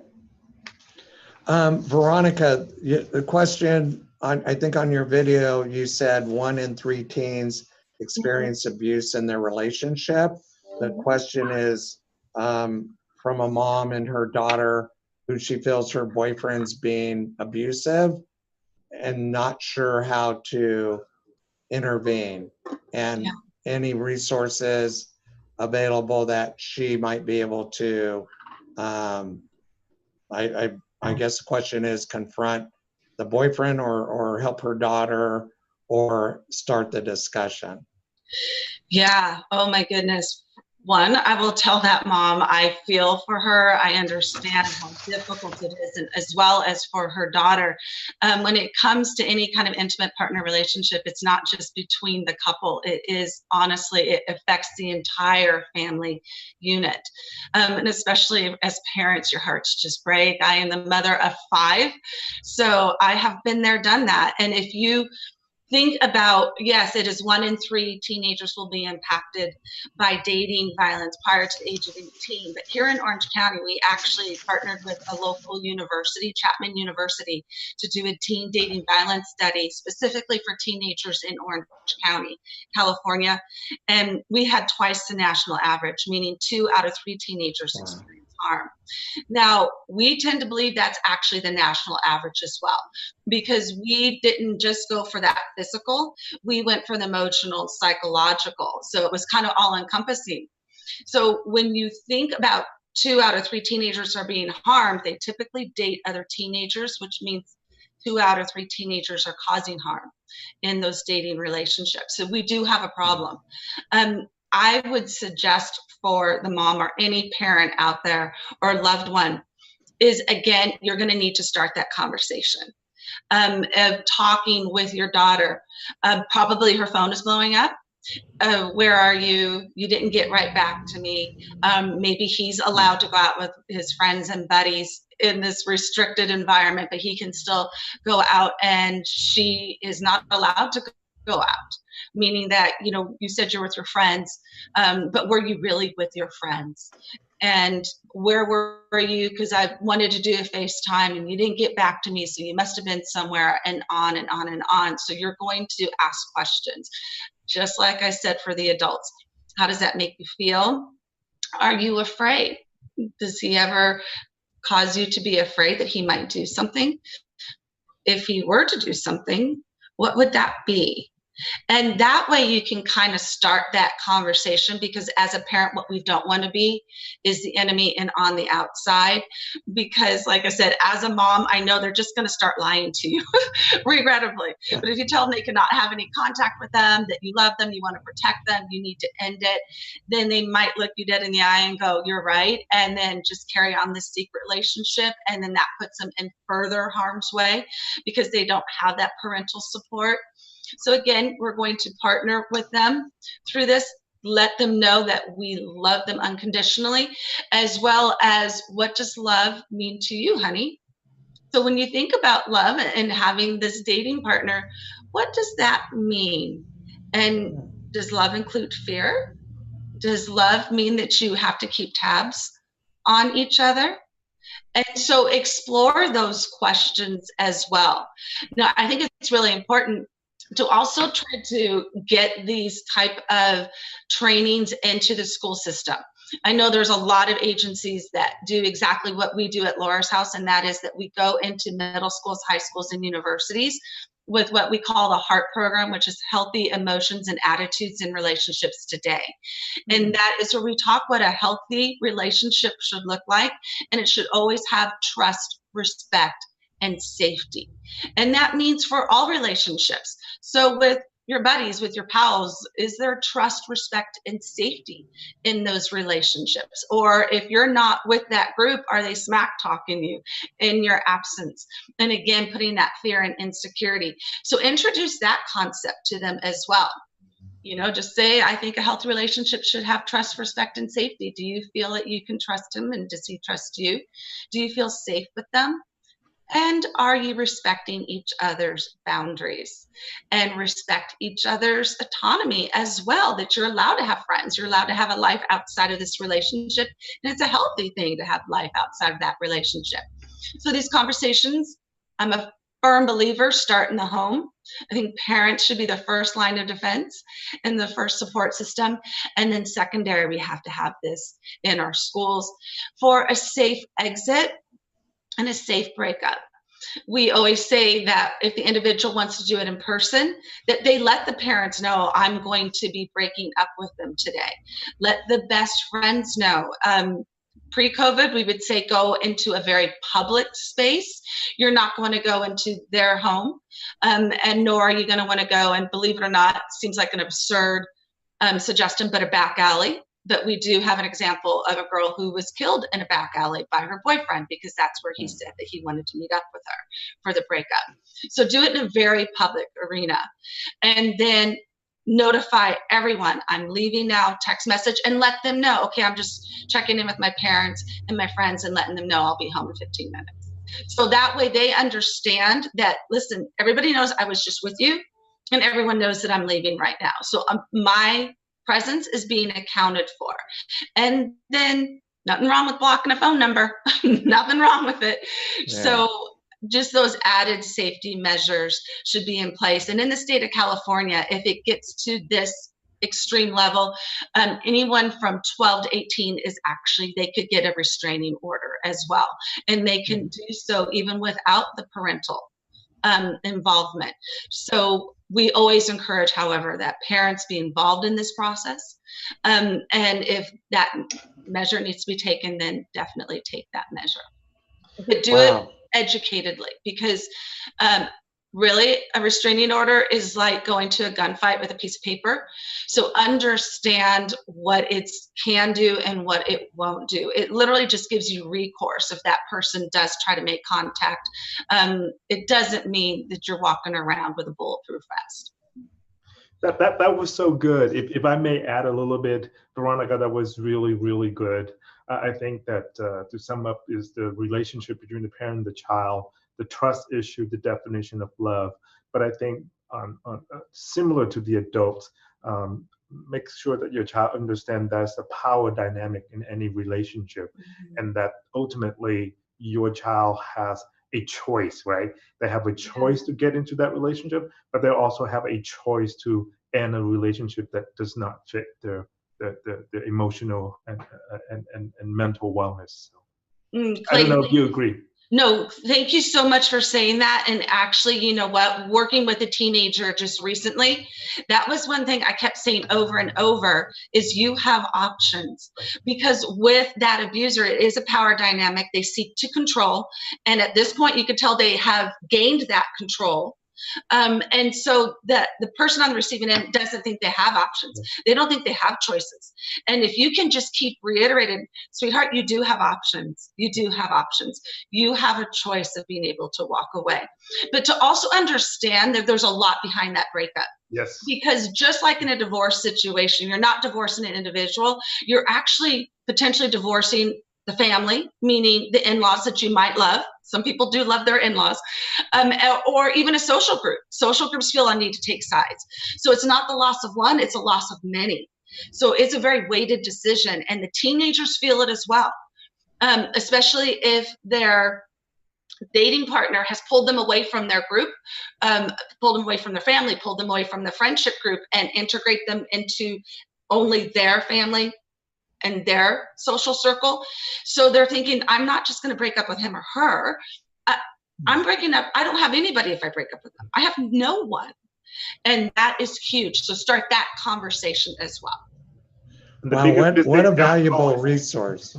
The biggest mistake parents could make is, I told you so. I told you that's a bad girl, a bad boy. That's something that you do not want to get in between. Right. Totally. Or you're young, you don't even know what love is. Right. Yeah, you don't want to say that either. Well, I tell you, that's such valuable information. I want to make sure our audience knows that we're going to give them some links to connect to, because again, it's a big problem, and that's why it's just such an important topic. So thank you. Dr. Chow, one of the things that has been in the news a lot is the mental health and anxiety because of COVID-19. And so the question is, do you anticipate long-term mental health effects because of COVID-19? And how do you balance addressing the pandemic, isolation even more now, because it looks like we're all going to be somewhat limited in going out in the community? How do you balance that? And when is enough enough? And when do we have to still stay with these restrictions? What is the long-term effect, in your opinion, towards mental health that may not be reversed? Thank you, Paul. That is a really important question. There have been now several studies looking at the mental health effect of COVID-19. And about a month ago, Lancet published a study that really looked at folks who was COVID positive in the 70,000 folks who were COVID positive compared to folks who are not COVID positive, and millions of them, and looking at the effect of the COVID diagnosis of the infection on the mental health. And I think the study reported that 1 out of 5. This is 1 out of 5 individuals who tested positive for COVID-19 without previous mental health or addiction issue. 1 out of 5 have at least some chronic, I don't want to use the word long term because we're only 9 months into the pandemic, but at least they have some chronic anxieties and cognitive dysfunctions. We don't know if that will last longer. We will find out as we enter into the pandemic and out of the pandemic. So those are data on people who tested positive for COVID. For the general population, the effects of this pandemic is huge, right? There has been a lockdown, there's been financial issue that family have to face. There has been isolation, particularly the older adults, the older senior citizen has been isolated, particularly those who live in a congregate residential setting. And so we know that long-term isolation has a huge effect on people's emotional wellness. So I suspect that the next surge will be the mental health surge for all of us. Thank God we have not seen, at least locally, a rise in death by suicide yet, because there is a delay in reporting death cases. So we won't know until a few more months, but at least from the preliminary data that we have seen, we have not seen a rise. We have not seen a rise in the hotline, lifeline call compared to the beginning, but we definitely have seen a rise in the warm line. Locally, we have warm line, meaning for people who need to talk to somebody when they have emotional issue, they have anxiety, depression, or what have you, not to the point where they are contemplating suicide. So they don't call the hotline, but they call the warm line. And we have seen a rise in those calls, and we have doubled our capacity. We have expanded locally our warm line to 24/7 because there's such a huge need. So in other words, this pandemic is not about physical health, but clearly it is about mental health. There have been some data also reporting on a rise in people who utilizing substance to deal with the isolation and all of this financial difficulty, loss of job, etc. So we will see it. Great. I knew we would get a lot of questions, and we're getting flooded with questions, so we have time for 2 short answers from each of you. And the first one for Veronica is, what is the connection between domestic violence and homelessness? Oh, yes. There's definitely a correlation between the two.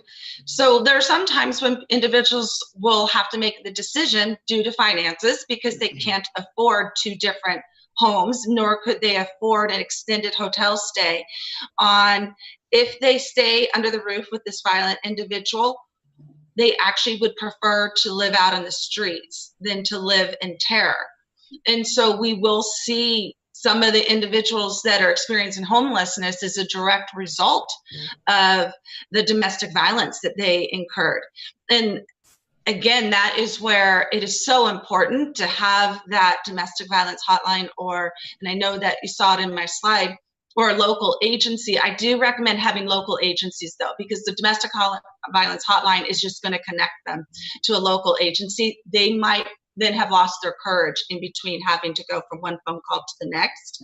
So let it be that direct support line for them, and let them know, if that agency's beds are full, then they always will refer them and work with other agencies to find that available bed for them and their children if they're bringing children with them. So it could be that. It could also be where they escaped, or 2, where the person who is the violent one actually tells them they need to get out. I'm the primary breadwinner. This is my home. And then kind of pseudo evicts them. And then they are out on the streets as a direct byproduct of the abuse that they have been forced out of their dwelling. So it's definitely intertwined. They intersect all day long. And also it is better for individuals who are experiencing homeless because of domestic violence to not be in that homeless shelter or get the homeless resources, but to get the domestic violence resources, because we don't just want to put a roof over their head. We want to provide them counseling. If there's a pattern in their life, we want to help them break that pattern and start making those healthy choices going forward, as well as providing therapy for those kiddos. Great. And Dr. Chow, I know, obviously teens are you can see just by the questions are really a big problem with accessing health. And the question is, what are some of the signs of my child, they feel that they have a mental illness? What signs as a parent can I look for in their children to then go seek help? And I know it's kind of a long question, but because it's pretty intense and has a long answer, but as best you can. Right. Thank you. I know some of the sign that the parent should be look out for is a change in your child's behavior, the change in their sleeping pattern, the change in their eating pattern, and especially if they are getting more isolated and detached from regular activity that they used to like, or regular family gathering that they used to be participating. So those changes are important to pay attention to. And then of course, approach your child and have a conversation, an honest conversation with your child, and bring up the concern. I know most parents say, well, I think you need therapy, or I think you need to do this and do that. I've always tell the family that when there's a change in your child behavior, it affects the entire family. And so you approach it as this is a way for the entire family to get to seek professional help to see how they can resolve some of this conflict, some of this issue. So make it a family issue rather than your individual child issue, because that is sure thing to get your child to not agreeing with you, not wanting to participate fully in therapy, even if you have the right to take them to therapy or not be compliant with treatment, right? And so I always tell parents that really spin it as a necessity for the entire family to get adjusted, to get to the resolution of whatever it is that the child is suffering from. So it's a family dynamic rather than the individual child's fault. Great. Well, I tell you, this flew by and I knew it would, but I can't help but just saying to both of you, you're such gifts to Orange County. Mental health is just, and domestic abuse is just such a problem. And to have you both here in Orange County, we're lucky. I want to end with just getting one. I mean, it's been such a tough year with anxiety, mental health, and everything we're going through. Many of us are looking forward to 2021. If I could get you both to just answer in one sentence, what is your hopes, wishes, and dreams? And what do you think it will look like in 2021? And Veronica, we'll start with you. Oh, golly, I think I have everybody's hopes, wishes, and dreams. I would love to be able to see us back out there and being able to have that personal contact. There's nothing that breaks my heart more than to have contact via technology like this. I'm glad that it's available, but man, we are creatures that need human contact. And I hope that we will be able to do that. And as Clayton said, that when it comes to telehealth, man, it is meeting a need, but there's nothing like that one-on-one in a room, feeling that energy and that compassion that flows between the two. So that is my hope and my dream. Well said. Wish I could give you a hug. Dr. Right. Chow. I want to go back to that too. If you asked me last week, my answer will be different from this week. This week, my answer is much more hope. You probably all heard that the vaccine is now a reality. We will soon get our vaccine, latest December 15 for the country, even though we have limited dosage. But by March of 2021, there should be enough vaccine for everybody. Now, the barrier would be whether or not people would be welcoming the vaccine with open arms. I would encourage the community to go to the real source to learn about these vaccines and not hear rumors. And with that, if you live in Orange County or if you live outside of Orange County, come to our website, ochealthinfo.com/forward, a novel coronavirus, and look at COVID-19 vaccine. We are uploading all the up-to-date information on the vaccine. I know vaccination is a really hot topic in our country before COVID-19, but then if we want to have some sort of a normalcy going back to as close as it was before the pandemic, we really need to have everybody welcome the vaccine so that we can see each other, so that we can have that hug with some more safety measure than we are now. So hope is in the horizon, truly. Great. Thank you guys so much. I Thank appreciate it. And up next, we have another video by one of our community partners. Join us at 12 noon for a live discussion with author Tracy Kidder, Putzler Prize winner, and homeless expert Dr. James O'Connell. You won't want to miss them from Boston. But thank you both again and be safe. See you soon. Thank you. It was my Everybody, be honor. well, be safe. Thank you.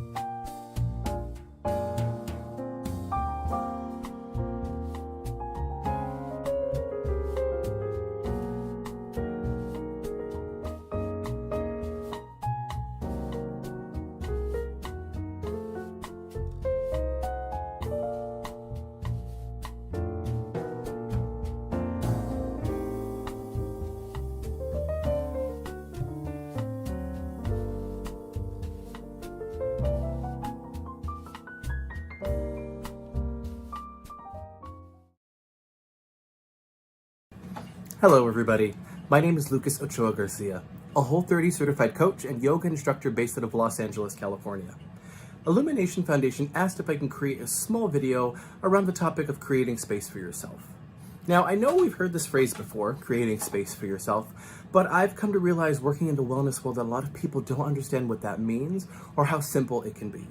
So I'm here to talk about a few simple tips and tricks about what creating space for yourself is and how you can implement it in your day-to-day life. So first thing we have to do is understand what creating space for yourself is. Now, we've all heard the analogy of your energy being like a cup, and you have to fill your own cup before you can serve others. And what creating space for yourself does is it helps fill your cup. It means that you've taken the time to ask for something that you need in order to fill that cup. Now, it could be something as simple as journaling. It could be as simple as taking the time for yourself to cook in the kitchen. I'm a firm believer of healing through food and healing through moments in the kitchen and appreciating the nourishment we give to our body. It could mean asking your partners or the people around you that you need a little space to decompress. For myself, it could mean just sitting in my car after a long day of work and taking about 10 or 15 minutes to listen to a podcast, listen to some music, or just take some solitude for me. Once you've found what that activity might be, that's when it's time for you to ask for it. In essence, this is when you create that space.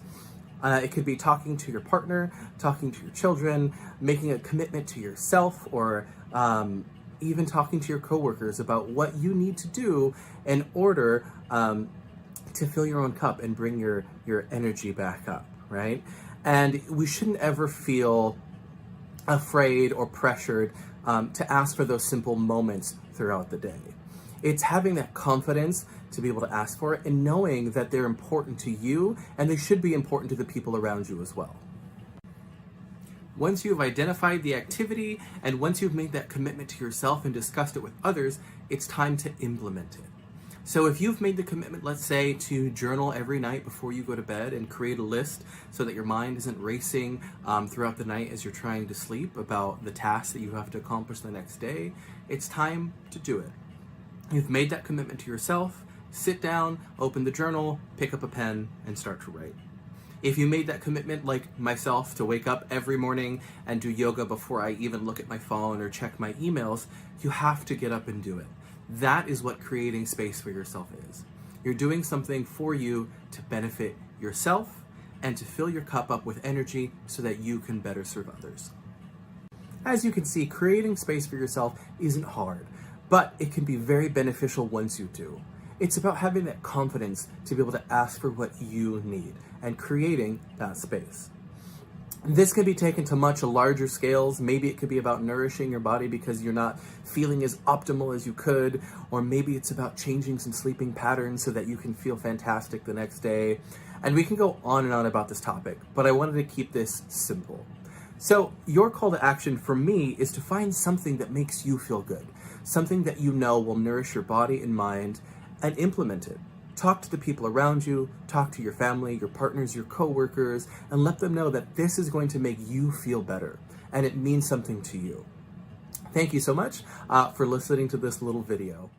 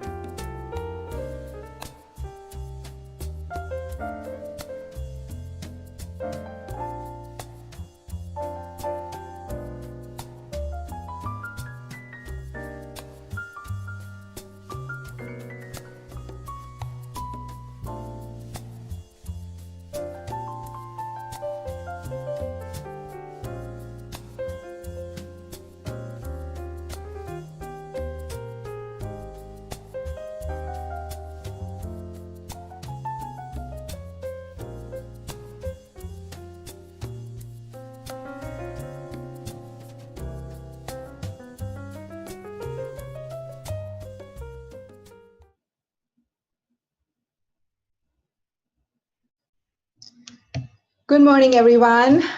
Good afternoon to all my friends back on the East Coast. We are now live with Dr. Jim O'Connell and Tracy Kidder.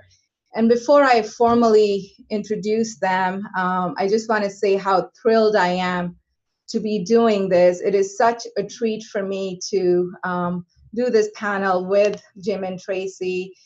I worked closely with Dr. O'Connell for the past 20 plus years, and I'll never forget my first interaction with him when I was an intern during my undergrad work at Simmons College and was placed at Boston Healthcare for the Homeless program. Jim had brought in one of our street patients into our medical respite recuperative care program called the Barbara McGinnis House.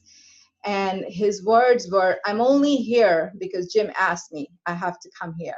As Jim was explaining to one of the nurses and myself as to what was going on with this individual, and the patient just repeated and said, "I'm going to stay as long as Jim asked me to stay."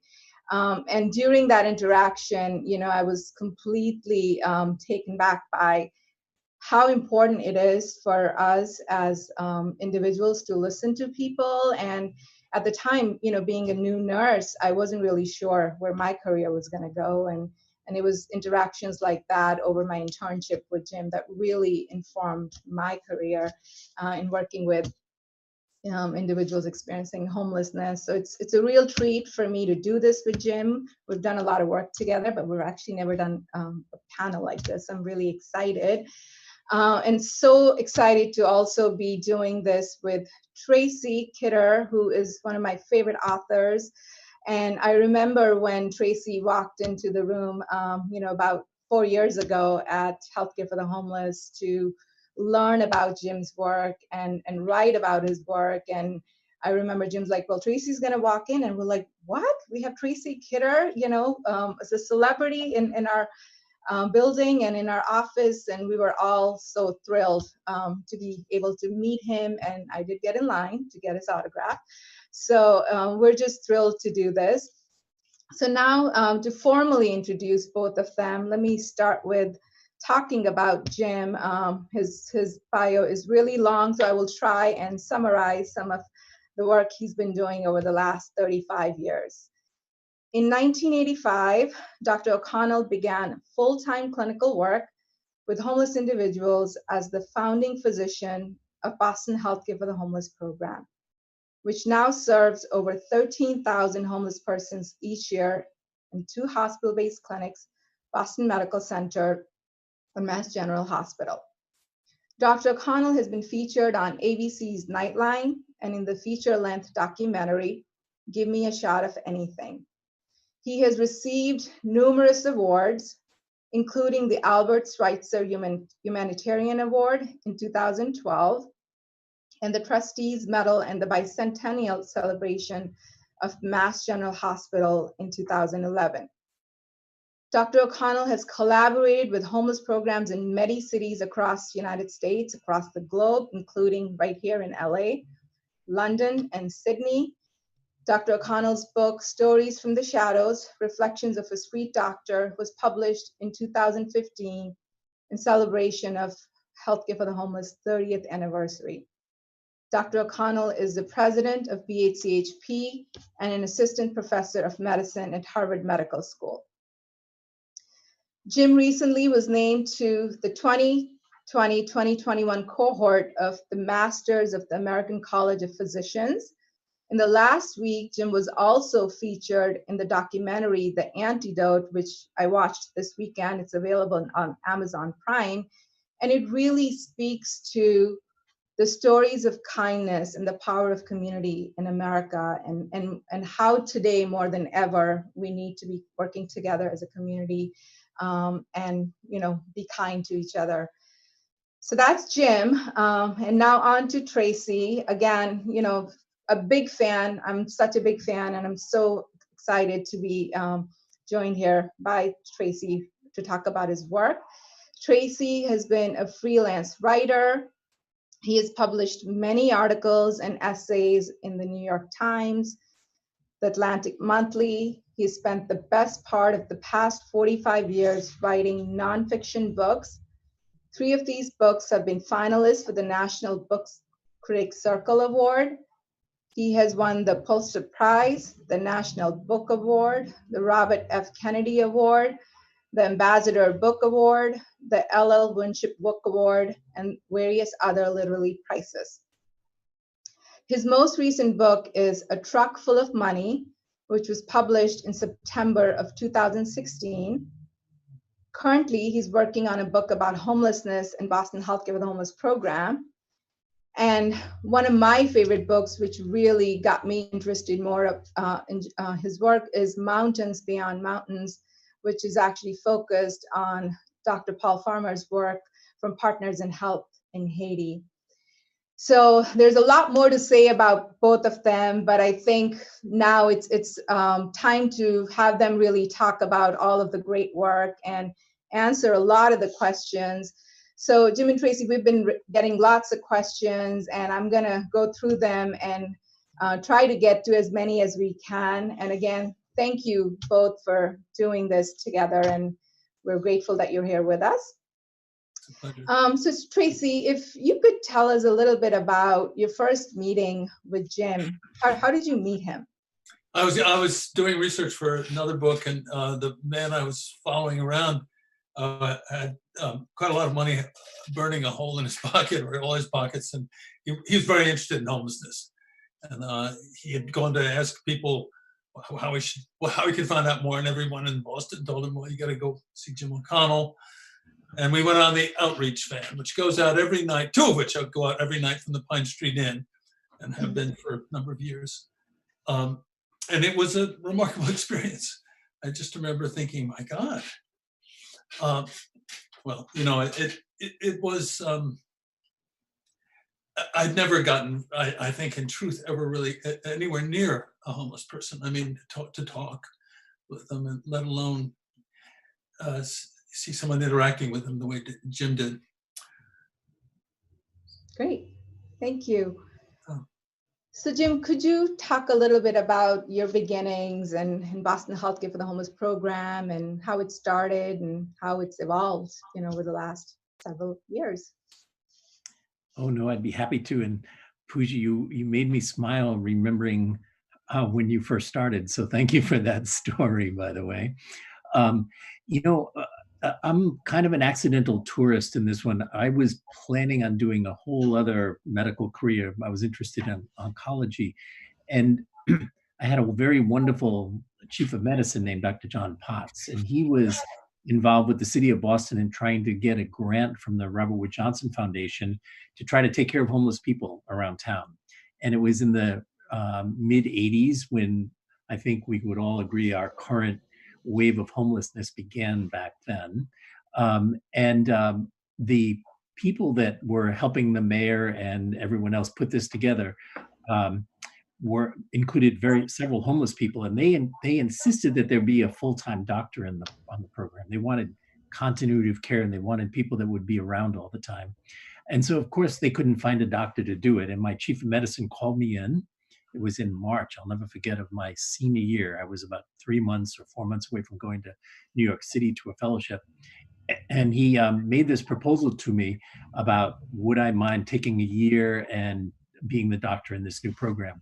And for those of you in the audience who have been residents in any kind of program, you know that when your chief of medicine calls you in, the questions are entirely rhetorical, and you say yes. And I thought I would do this as a year of giving back, of solving my late 60s conscience, whatever it is.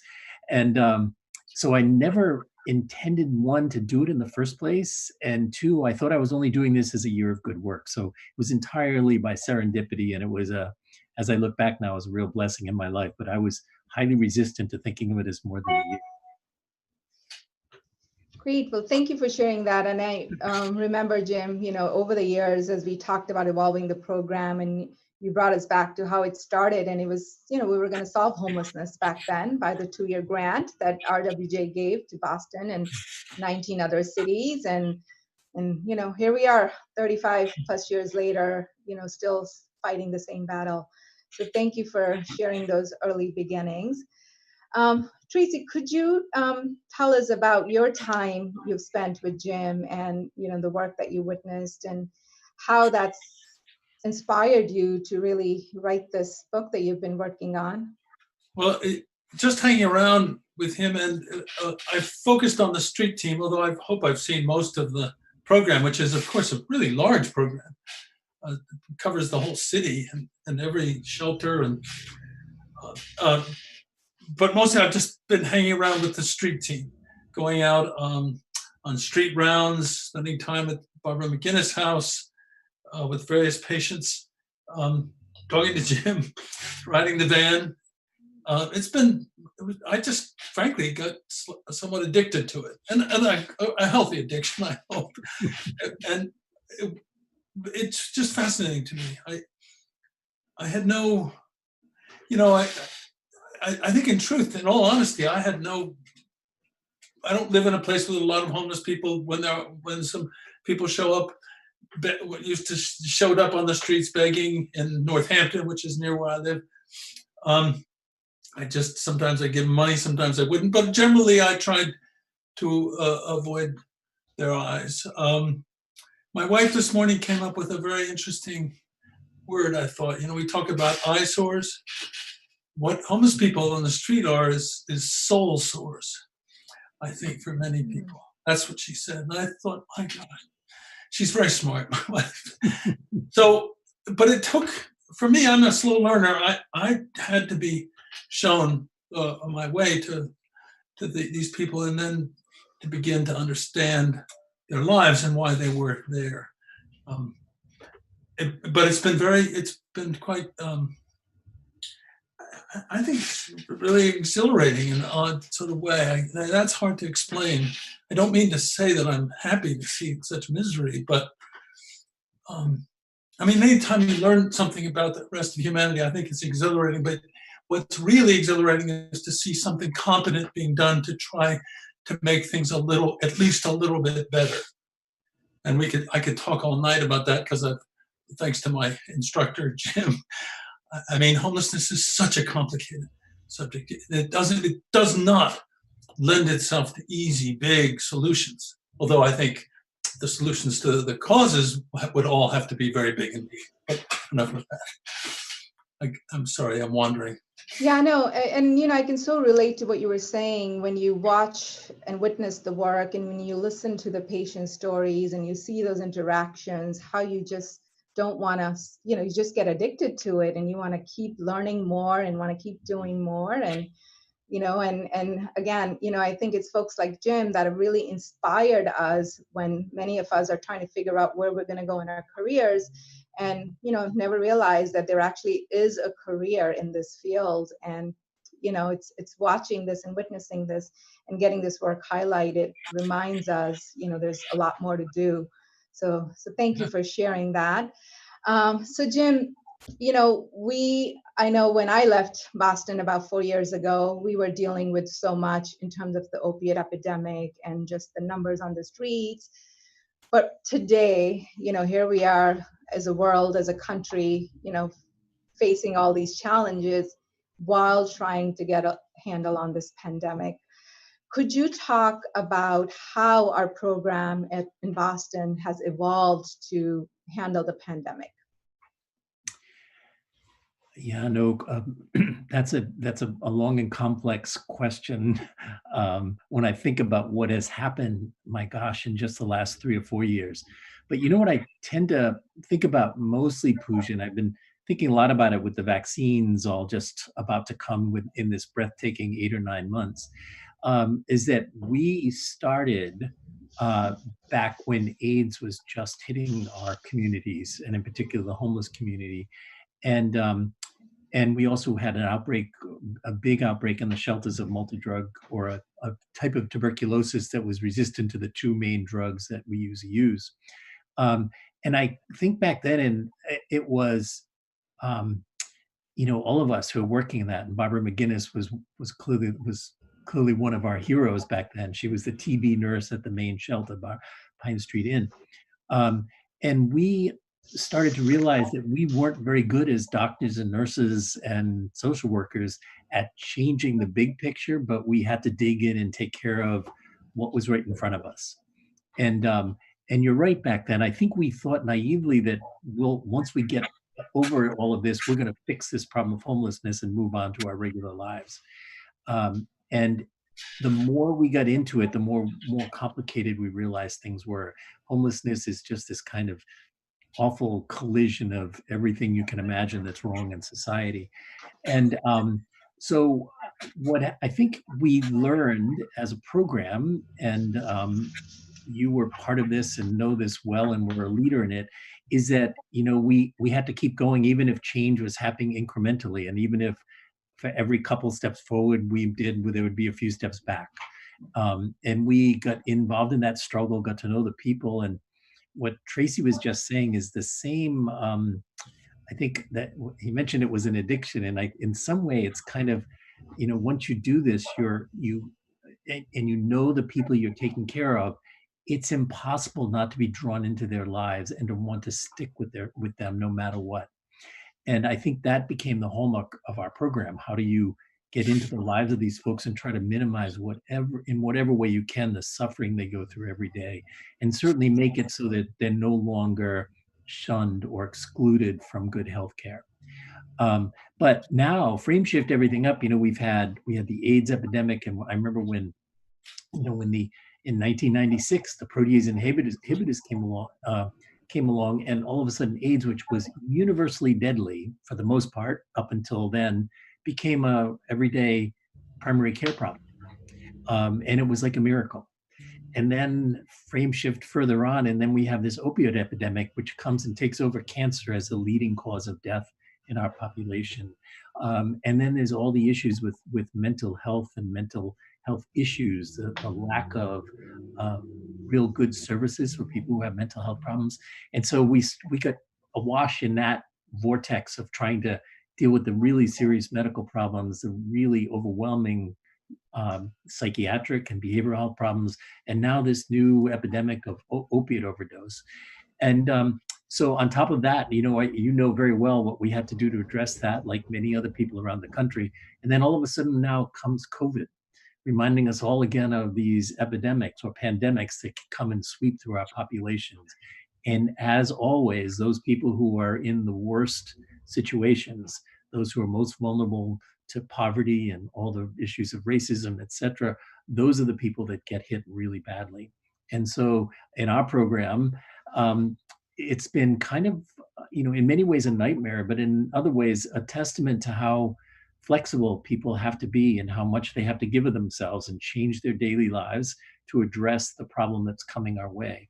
And in the shelters, as you know all too well, Pooja, we had about a third of everybody living in the shelters of Boston during April, May, and June became COVID positive. And it was a citywide effort to try to take care of all of them. But it focused for all of us, how vulnerable the people were we take care of, living in shelters or living out in the streets. And then a pandemic comes and sweeps through us. What do you do? What are the systems you have to set up? And, I guess among the many lessons I learned in that, and I'm still learning, is that, we've been so blessed by having people like you, young, really fabulous doctors and nurses and social workers, and food service people who really, they really just decided that they were going to take care of this population, and they did an amazing job. And I sat back and realized, this is a new generation that is really dedicated to this, and it gave me some measure of hope in a world that doesn't have much else to hope about.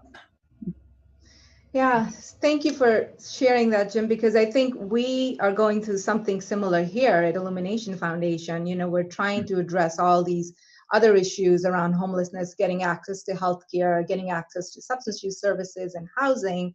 And in the midst of this comes along COVID-19. And we had to come together very quickly. And again, a shout out to our staff at Illumination Foundation who have been working tirelessly. We've opened 8 different sites just in the last, several months, and we continue to, manage the COVID-19 pandemic here and are experiencing a surge. But it's everybody coming together and dedicated saying, we're going to do this. We're going to do this for this population. So Tracy, could you talk a little bit about, the time you've spent with Jim on the streets, working on the van, and then really interacting with the homeless population, and how over the years you think it has changed or not changed? Like, what would you like to share as you worked with the street population in Boston? Well, I got close to certain people, certain of the street team's patients, including one person pretty darn close, who died on the streets about a year ago. And I guess a couple things occurred to me. First of all, I was amazed at what extraordinarily good medical care was being provided and offered, at least, and then provided when accepted, and how clever these Jim and his team were at getting people to accept it, which was itself sort of strange. We usually go asking for medical care, it's a bit kind of medicine turned upside down, and it also occurred to me, there would have been a time in my life when I probably would have said rather resentfully, well, I have to scrape and to raise the money for my medical insurance, and these people are getting it for free, and they're sometimes not even accepting it. But there was another thing that I was also learning at the same time, which that had to do with, well, maybe just this one statistic that Dr. Bonner once mentioned to me, the best longtime street team psychiatrist, that fully 70, he figured 75, maybe more, and I think Jim thinks maybe more, of percent of his patients over a long period of time have suffered childhood trauma. And I don't mean just, he didn't mean just unhappy childhoods. This is really horrifying stuff. What one other psychiatrist at the program at Boston calls, evidence of that we live in an almost feral society. And you realize that these people aren't here by choice. They're not here because they're lazy or willfully ignorant or any of those things. It's a kind of reparations for a society that has utterly failed in some ways. I mean, and you add on top of this the fact that it's the richest society in the world materially, and so that changes the whole equation for me. Just it's not a question of fairness, and I think what my wife said about soul sores, that's the best reason for fixing this. Forget all the other stuff. Great. Thank you. Jim, I know you've sort of, examined homelessness globally, visited different states, cities, programs, and I wondered if you could talk a little bit about homelessness compared to Boston and where we are today in California, and share some of your insights on what we can do. I have long been fascinated by how homelessness is both universal and entirely local, and that each city and each state sort of copes with it in its own particular ways, and indeed each country that I've been able to see. But I've had the opportunity, as you and Paul know well, to spend some time out in Skid Row and also some time, in and around LA. I've seen your recuperative programs, and I'm fascinated by the difference between LA and Boston. And what I would share for those of you who don't know, so in Boston, I think because we're cold, it's a cold world, and there's a long-standing tradition of sheltering people and offering meals, et cetera, that virtually everyone in Boston who's homeless, an adult who's homeless, has a shelter bed if they want one. And we have our street population is a relatively small percentage of our whole population, somewhere around 3 to 5% of our homeless population is on the streets. The rest is in the shelters. And when I went to LA, I was completely flabbergasted to find that virtually everybody was on the streets, and that people were on the sidewalks, under bridges, everywhere. And in Boston, that it just doesn't feel like that. We seem to as Tracy knows well, when you go out on the van, which is out every night from 9 at night till 6 in the morning in Boston, the staff, who are probably the real heroes of this story, at least in my mind, and the van has become like a spiritual home for us. But that staff, many of whom have been homeless themselves and experienced all sorts of stuff, they know just about everybody in Boston who's on the streets. And we've been able to piggyback on the trust they've earned and the familiarity they have so that we pretty much know everybody. But when I was in LA, I realized that it would take years and years and years to get to know even a percentage of the people out there. So the challenge is really huge out there. I also realized if I was starting my career all over again, I think I'd want to be a doctor in Skid Row. I'd like to figure out, as I'm sure you would, or come out and join you and Paul and see how things are out there. So there are big differences. You have so much nice, the weather there is so much nicer. So you probably don't need the kind of protection we have. You know, we have bitterly cold nights and we see frostbite and hypothermia all the time. And I think you're spared from that. But the other thing I'd add, just to not be too long-winded here, is that I think big cities where properties have become extremely valuable and rents exquisitely high tend to have terrible homelessness problems. So when you look at the cities that we kind of love and cherish for their culture, you know, LA and San Francisco and Portland and Seattle, Chicago, Boston, New York, those are the cities that have horrible problems with homelessness. So we have this real paradox in those cities as we develop our cities and they become really livable in one sense, they also become inaccessible to the poor people who were there in the first place. And that's the challenge I think we have right now, among the many other challenges. But let me stop there. I'm going on too much here, Pooja. So I think, Jim, as you know, folks are hearing your comments. There's over 300 audience right now watching this. We're getting a lot of live questions. So based on what you just talked about, the cold weather in Boston and shelters, could you speak a little bit about the conditions in the shelters, you know, in Boston and the cold weather and how someone who's homeless is able to survive in that cold weather and the settings of those shelters? Yeah, it's quite, you know, I have a deep admiration and respect for the shelter system that's been developed in Boston and many other cities. But the shelters in Boston are primarily really wonderful places that provide real safety for people, really good meals, lots of supportive services if people choose to do that. And they're very fully accessible and you can come in virtually in any state of sobriety or not, and you're welcomed. And that, to me, that's the shelter system I've grown up in. And I've realized when we see people on the street, our goal is just if we can get them into the shelter, we know they'll be safe.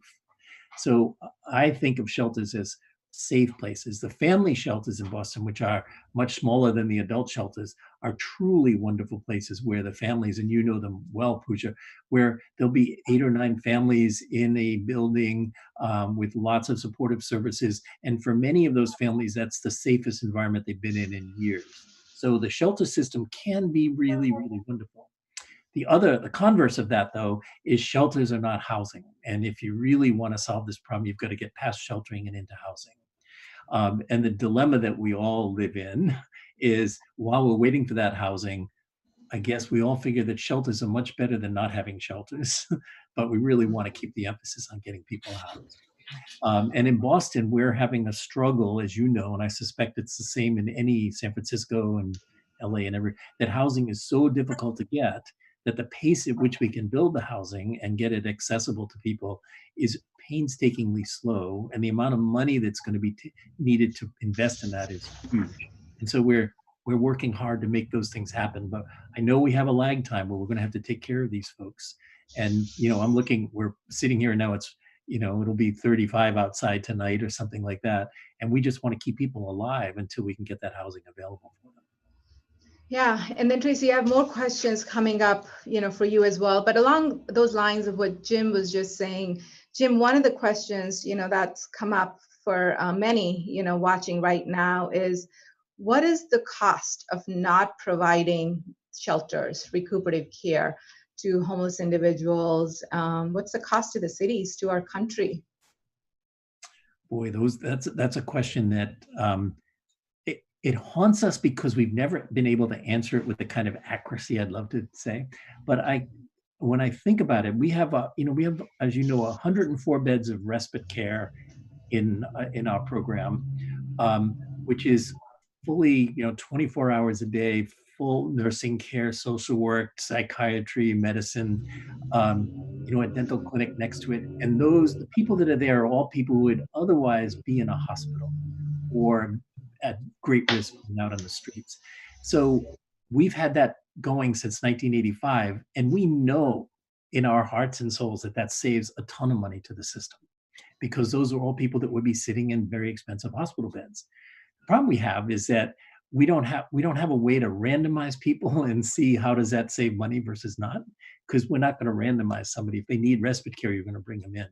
So we suffer, I think, collectively, all of us working in homelessness, as we do our work, the ability to show the savings that we know is happening is pretty tricky.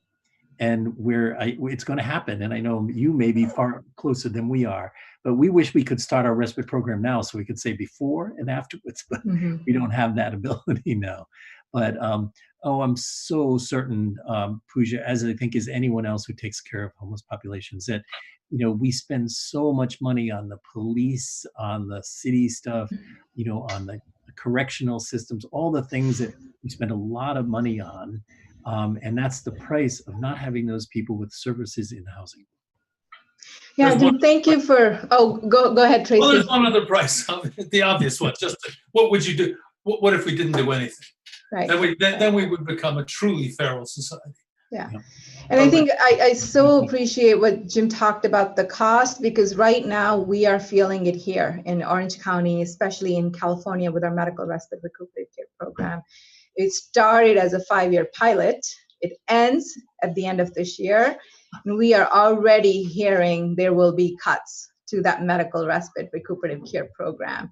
And we have been working diligently on that cost factor. And we actually have been able to collect some data and, are hoping, we can get it into the hands of policymakers, because it is going to be devastating for us as a county to experience those cuts to a medical respite recuperative care program. So thank you for sharing your insights on that.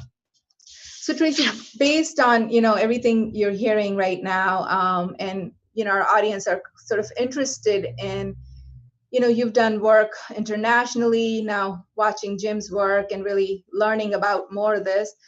What do you think will get people, our society, to move into action? What can change the hearts and minds of people as we try to tackle this? I wish I knew, Pooja. I don't write in order to try to do a good deed, because I don't think it would work. It's not that I wouldn't like to, but I don't think writing will do it. That's one thing for sure. But I think, bearing witness is important one way or the other. But I don't know what will change hearts and minds. Frankly, if I did, I'd immediately go to work on it. I think. And the other part of that is that this is such a huge problem. Unless you can stop, you can turn off the faucet, keep the pond from filling up again, you're not going to get out of this problem. We have something on the order of 20 million people who live with housing insecurity. So, the number of people already to become homeless is just probably endless. You've got to stop that at the source, and to do that, we're going to have to do things we should do anyway, but about child abuse and foster care and education and criminal justice. I can go on and on. But really, you won't end homelessness unless you do that, I don't think. And that takes a really big change of heart, it seems to me. But maybe in the coming administration, I have hopes that we will see a little bit of that, maybe some progress. Tracy, can you talk I'm sure there's lots of stories, and I'm waiting for the book to come out so we can read more about it.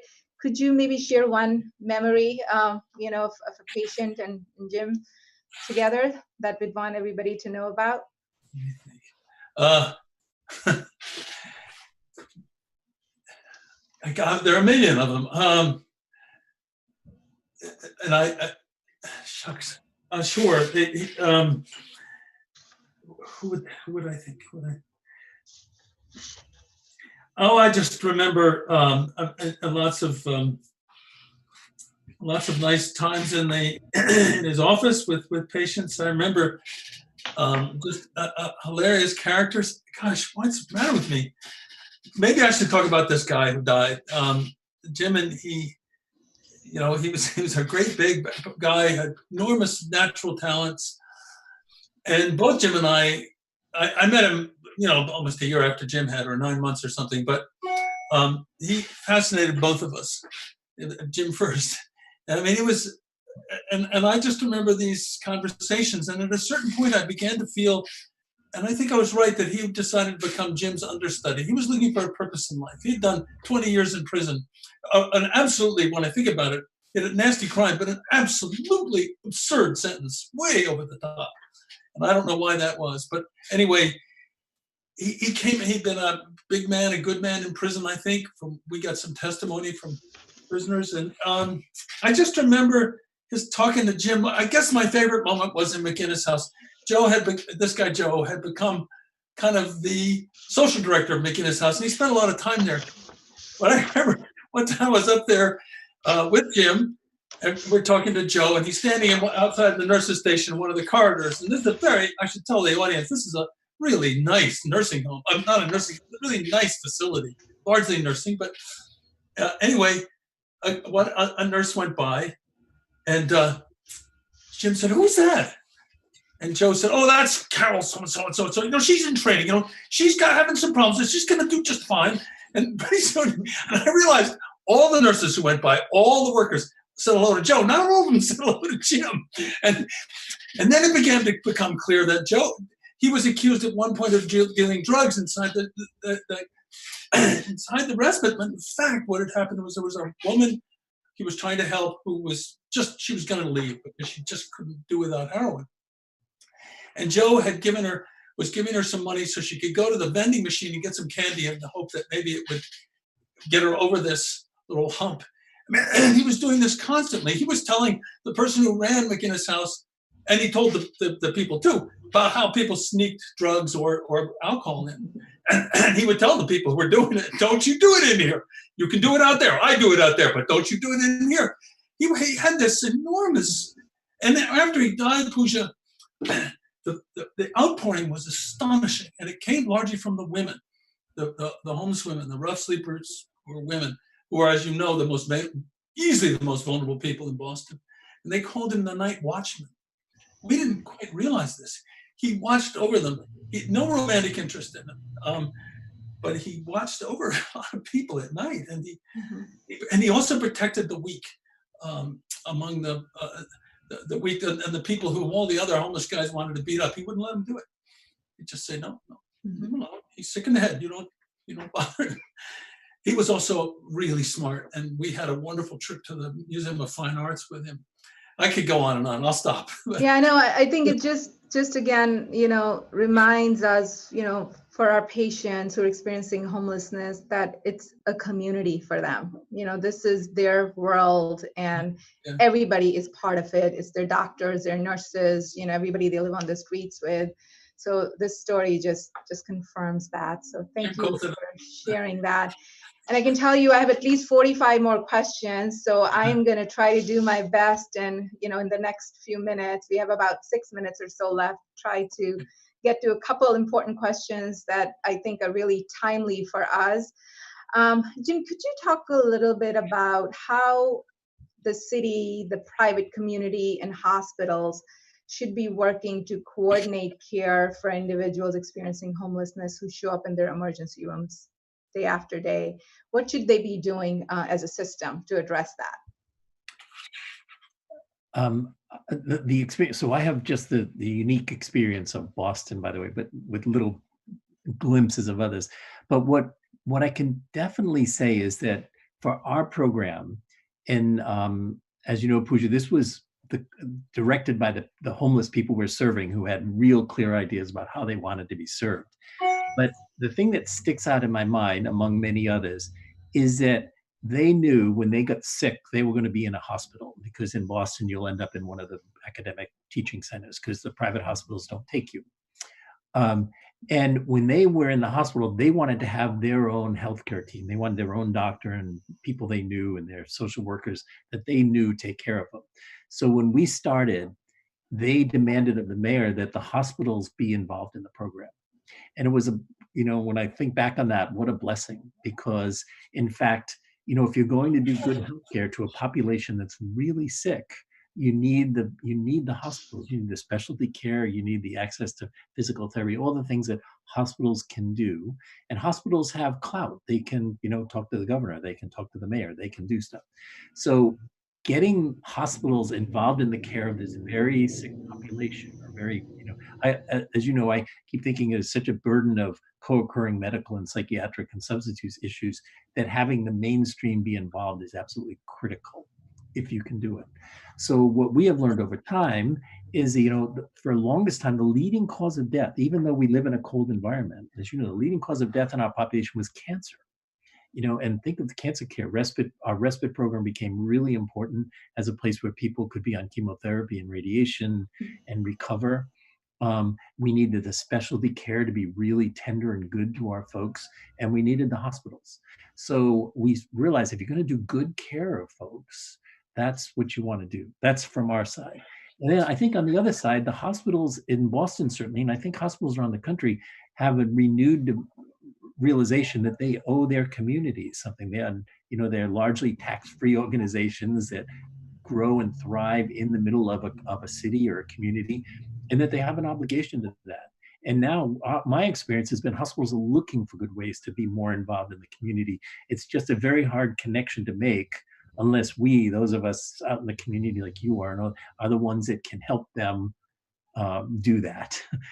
So I am a huge believer in that a community response to homelessness certainly involves the mayor. And as you know, here's another weird thing, you guys in California, we don't have counties in Massachusetts. We just have the city and the state. So we don't have that other layer.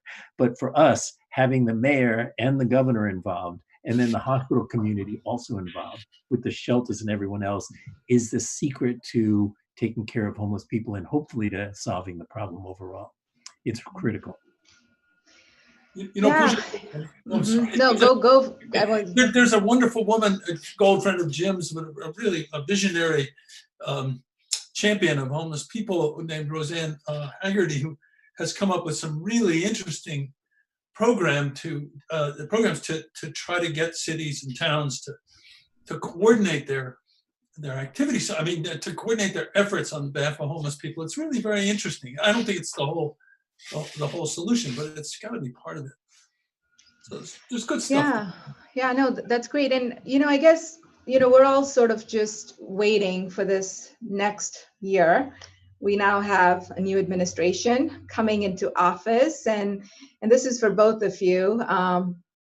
What advice would you give to the Biden-Harris administration as we as a country right now are seeing more numbers of homeless individuals, especially on the individual side and the families as well? What would be sort of a template that they could follow if, based on your work, what advice would you have for them? Tracy, this is one of those hardballs that should go to you, okay? No. Pooja, can I just make a comment about that? Because I have been, sort of waiting to see what the Biden administration is going to do. But I think they recognize this is a very complicated problem. And I hope they're going to get people together and look hard at how to, I know they're going to look at housing. HUD has been a non-player for so long, and I think they're going to really innovate HUD. One of the things that was interesting to us during COVID was that several of our folks, because they get SSI, got those checks, the stimulus checks.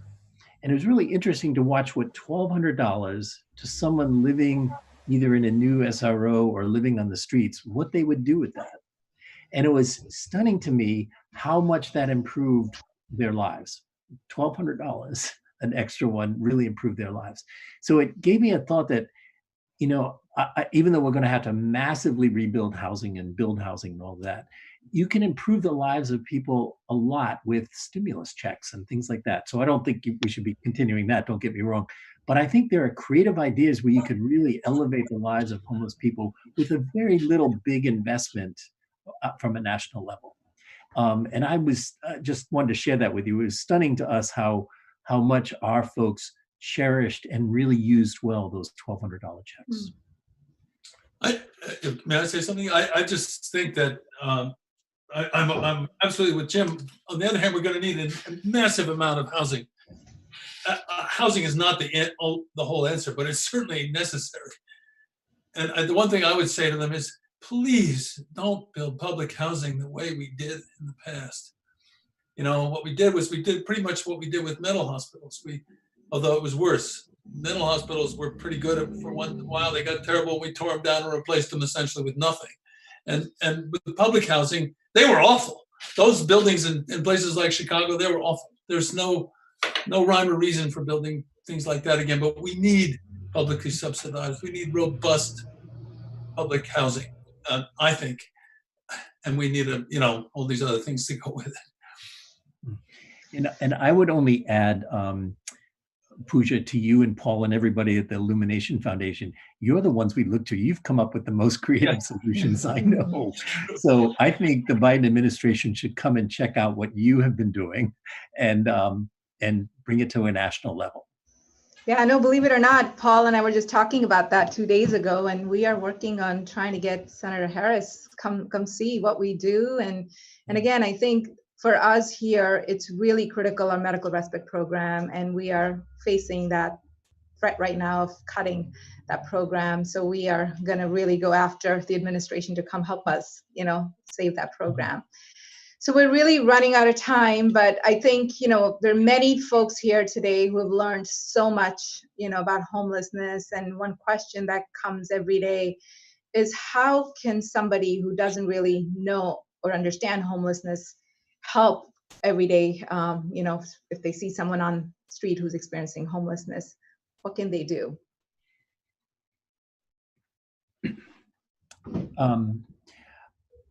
I struggle with that question all the time, and I appreciate people's concern and people's desire to do something right. I think we all know what the big picture issues are, and I think everyone should advocate for those. That would be my goal. But on an individual, personal level, I think what Barbara McGinnis taught me, Pooja, is what I've kind of cherished and held on to, and that's it. Just don't walk by a person and ignore them. Look them in the eye. And acknowledge them, because as many of our homeless people have said, the worst thing about being homeless is the isolation and the stigma and the being shunned. And that just acknowledging people, even if you don't give them money, if you don't give them a cup of coffee, which is always great, but just to acknowledge them. And as Barbara would say, and if it's somebody you see relatively regularly, say hello to them regularly and get to know them. And that those small episodes of kindness and trying to get people to acknowledge each other are going to be probably the most important things in their lives. So you can do things on an individual level, which I think are very important, but maybe not be noticed at the macro level, but they're still equally important. This last question, I have to be honest, it's killing me to ask this question, but I've been asked to ask this question, and I think, Tracy, you'd probably want to answer this. What advice would you give to the Boston sports team so they can actually keep up with the LA teams? Sorry, not my question, but I'm being asked to ask this question. Well, they stop selling their best players to Los Angeles to start with. I don't know. They will return, I'm sure. And in the meantime, it's kind of nice for a change not to be rooting for a team simply because you kind of like the team or the sport. We got to be such spoiled brats, and I think it's time for us to have a little. Oh, I don't know, Pooja. I hear you.